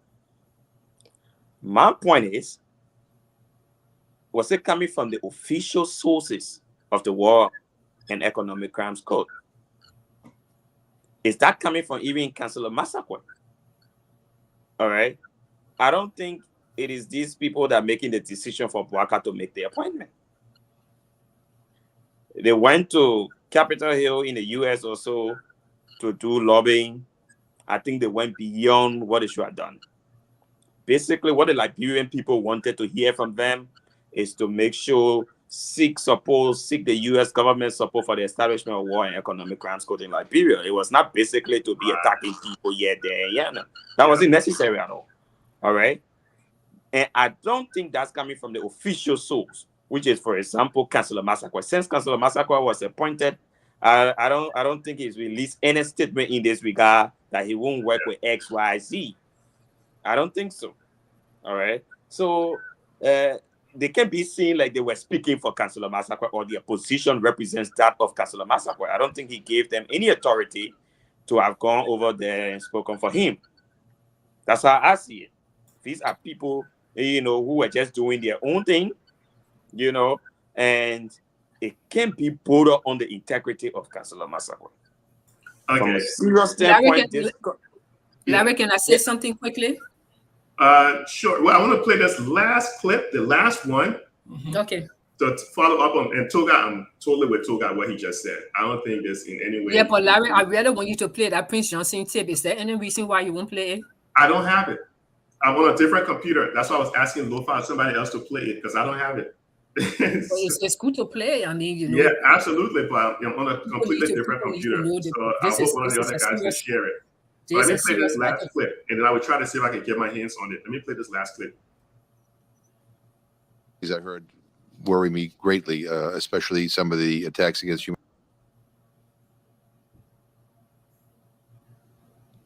rights organizations. And I just want to know more about, like, for example, Mr. Smith, I'm trying to learn more about your organization, the International Justice Group, and I don't know if it's a 501c3 or if it's who funds it, or I couldn't find it on the web page. So I have some questions on that, and I think Dr. White, I think there's some confusion as to whether you formally work for the U.S. government in your capacity, and you'll clarify that, I'm sure, for the record. But again, there's a lot here, and I regret that I have to go, but I thank you for your indulgence. And So he's trying to understand, like what Tuka just said, there were people being attacked, and he was trying to say this is not the way forward.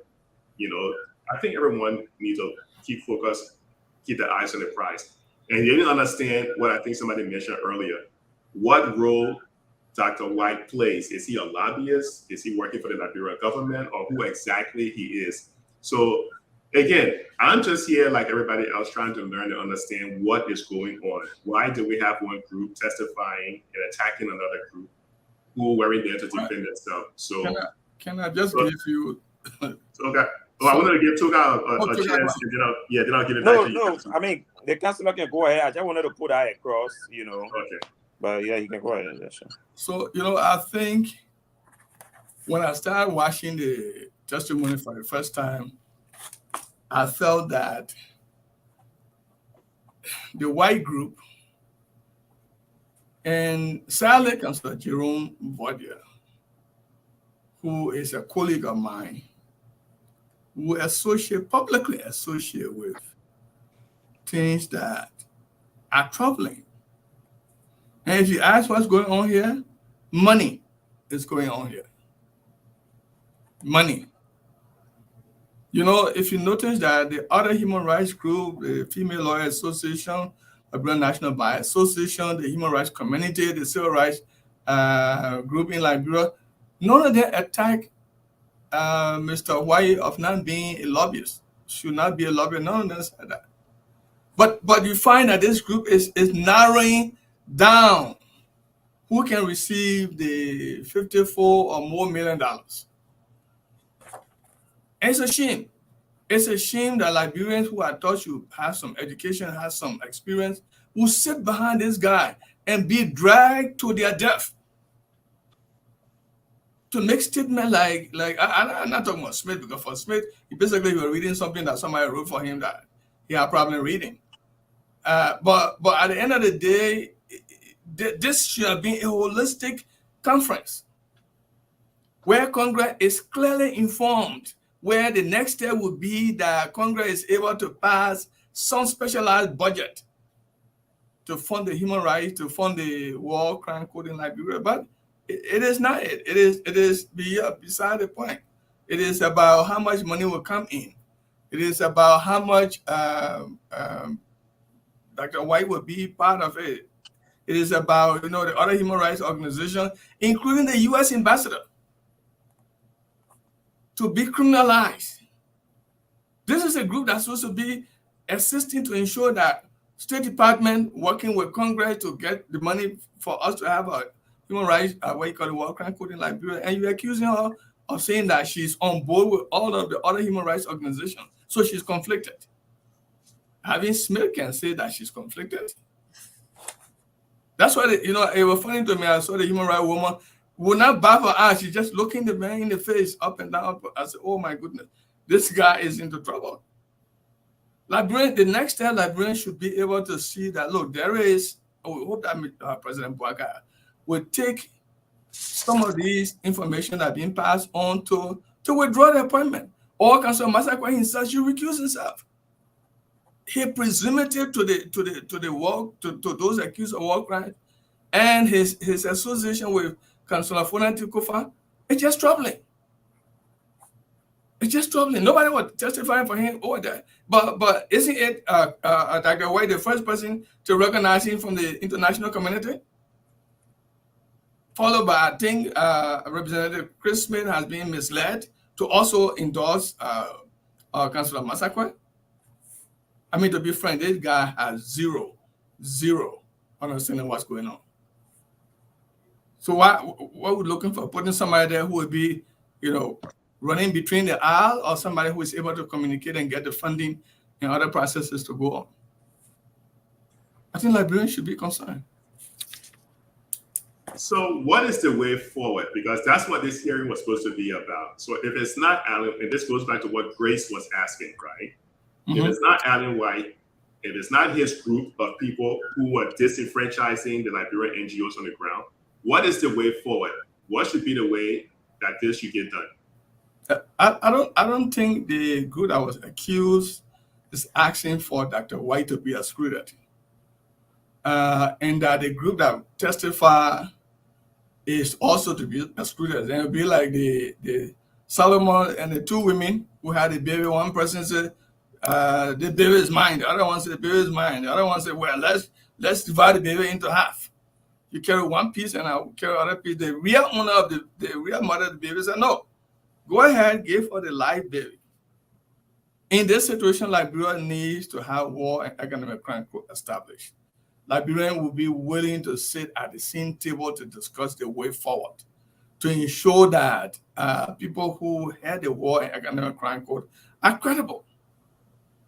I mean, man, if you have somebody like Mulbah Molu coming out and releasing press statement for you, you must have some problem, because Mulbah Molu was sitting down for 6 whole years, said nothing. Mulbah Molu resigned as chairman of CDC. Less than a week, who he talked to, who he didn't talk to, he also resigned from CDC. And is it because maybe something is promising, or their money sounds too big, or what is it? We don't have proof on that. 1 week there, then he going ahead and releasing a statement to support Councilor Massaquoi. What should Councilor Massaquoi need?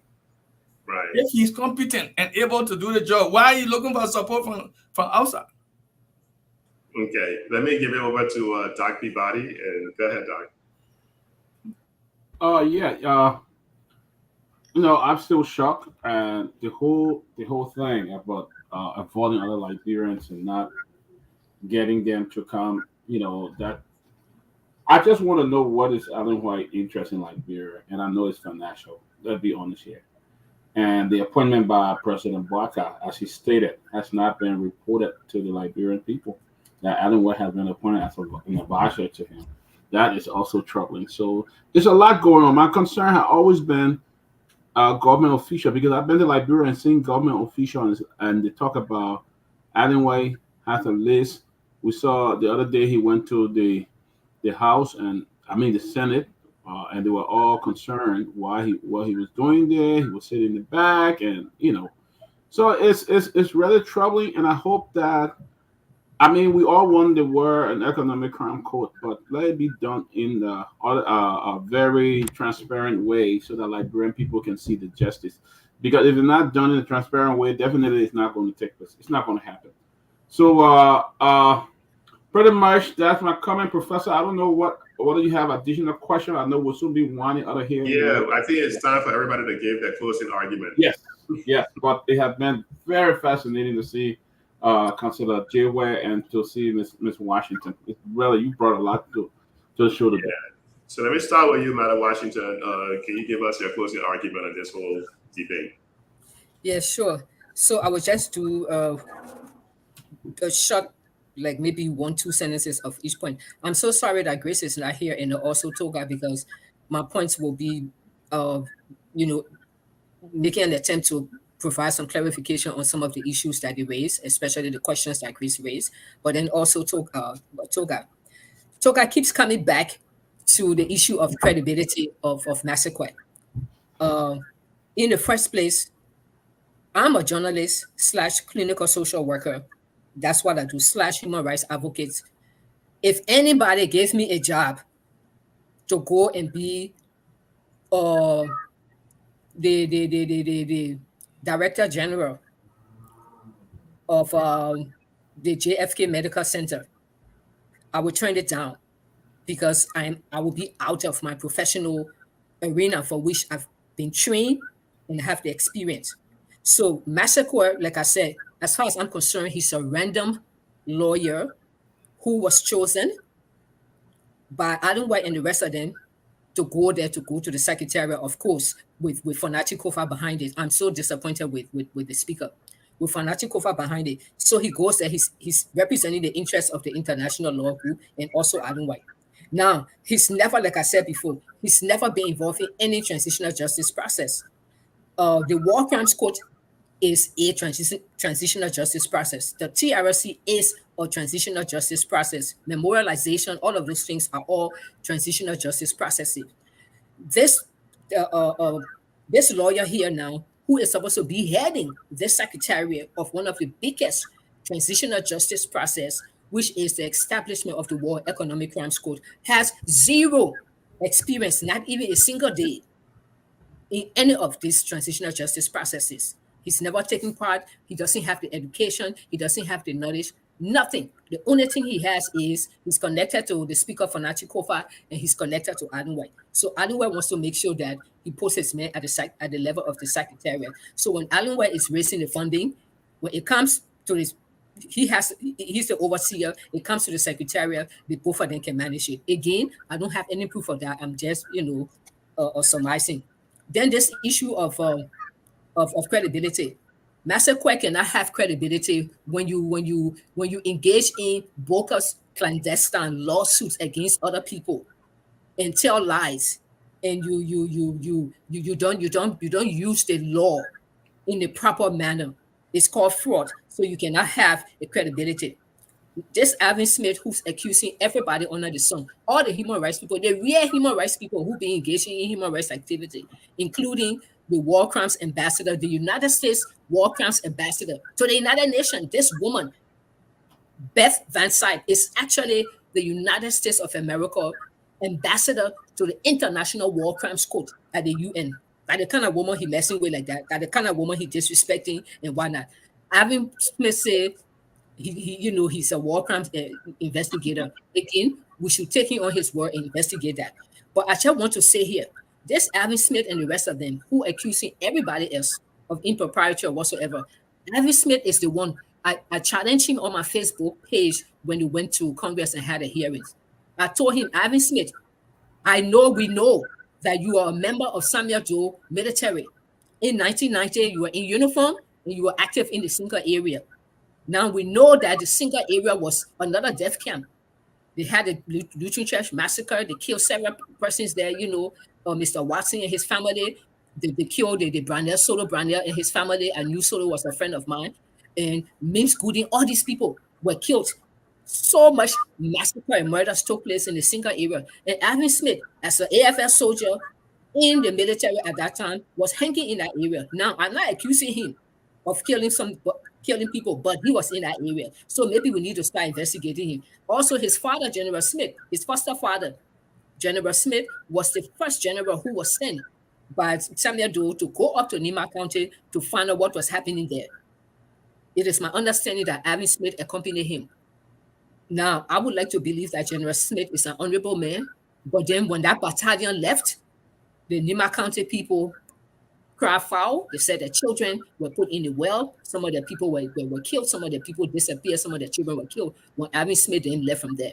So Alvin Smith wants to be insulting everybody, accusing everybody of impropriety. Maybe he needs to come and tell us, yes, he was a military man. Nothing is wrong being in the military. But during that time when the AFL was also a faction, he needs to tell us what happened. Where was he exactly? He was in uniform. He was in the Singa area. What was his assignment? And, what does he know about some of these things that happened? And then also, who gave this International Justice Group or Alan White and his group, who gave them the authority to determine which group or which individual will be a part of this process, of this national Liberian process? Who gave them the authority? It would be very good because Alvin Smith is speaking like he has that authority. This person will not be there. This person will be nowhere there. This person will not be there. Okay, Mr. Man, who gave you the authority to determine who can be a part and who cannot be a part? Okay, my last point there is just for the sake of information, breaking news. I received just before I came on the show, I received credible information close to President Boyko's office that he has invited the United Nations to please help assist with the funding for the War Crimes Court and to also assist to support the process. Now, I have not seen that letter, and I don't know whether he's going to make it public, but I would think that the President's office should please make that letter public. If indeed, I would want to believe this person, this source, if indeed President Boyko has written the UN asking for support, please make that letter public. We need transparency in this human rights thing. Please make a letter public because we want to know what kind of invitation it was. Did you write the UN like all the other war crimes court that happened in Rwanda and Sierra Leone, asking them to please come and take over and help establish the office? Or did you just write them telling them that you have established a secretariat, you want them to please help fund it or whatsoever? So the content of the letter could be different. This is why I'm using this opportunity now to call upon the president of the office of the president to please make public that invitation or that letter that he has sent to the United Nations. Thank you very much. Thank you.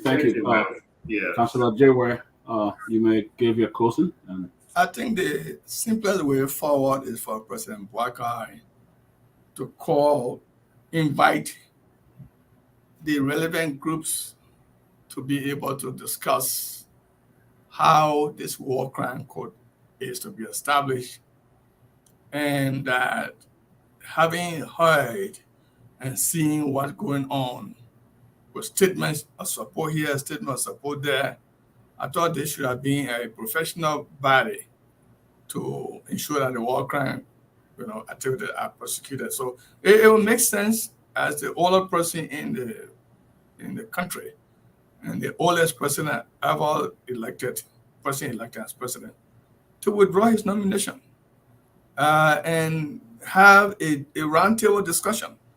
We commend him for being able to have the courage to say the war crime code should be established, but it should be done properly, and that the victims should not be considered or should not be treated with disdain and disrespected by having people choosing what they wish to do and how much money they wish to make on their blood. I will encourage President Boakai to see the need to reconsider and let Liberia move forward. All the noise is not needed when people are asking who can be and who cannot be.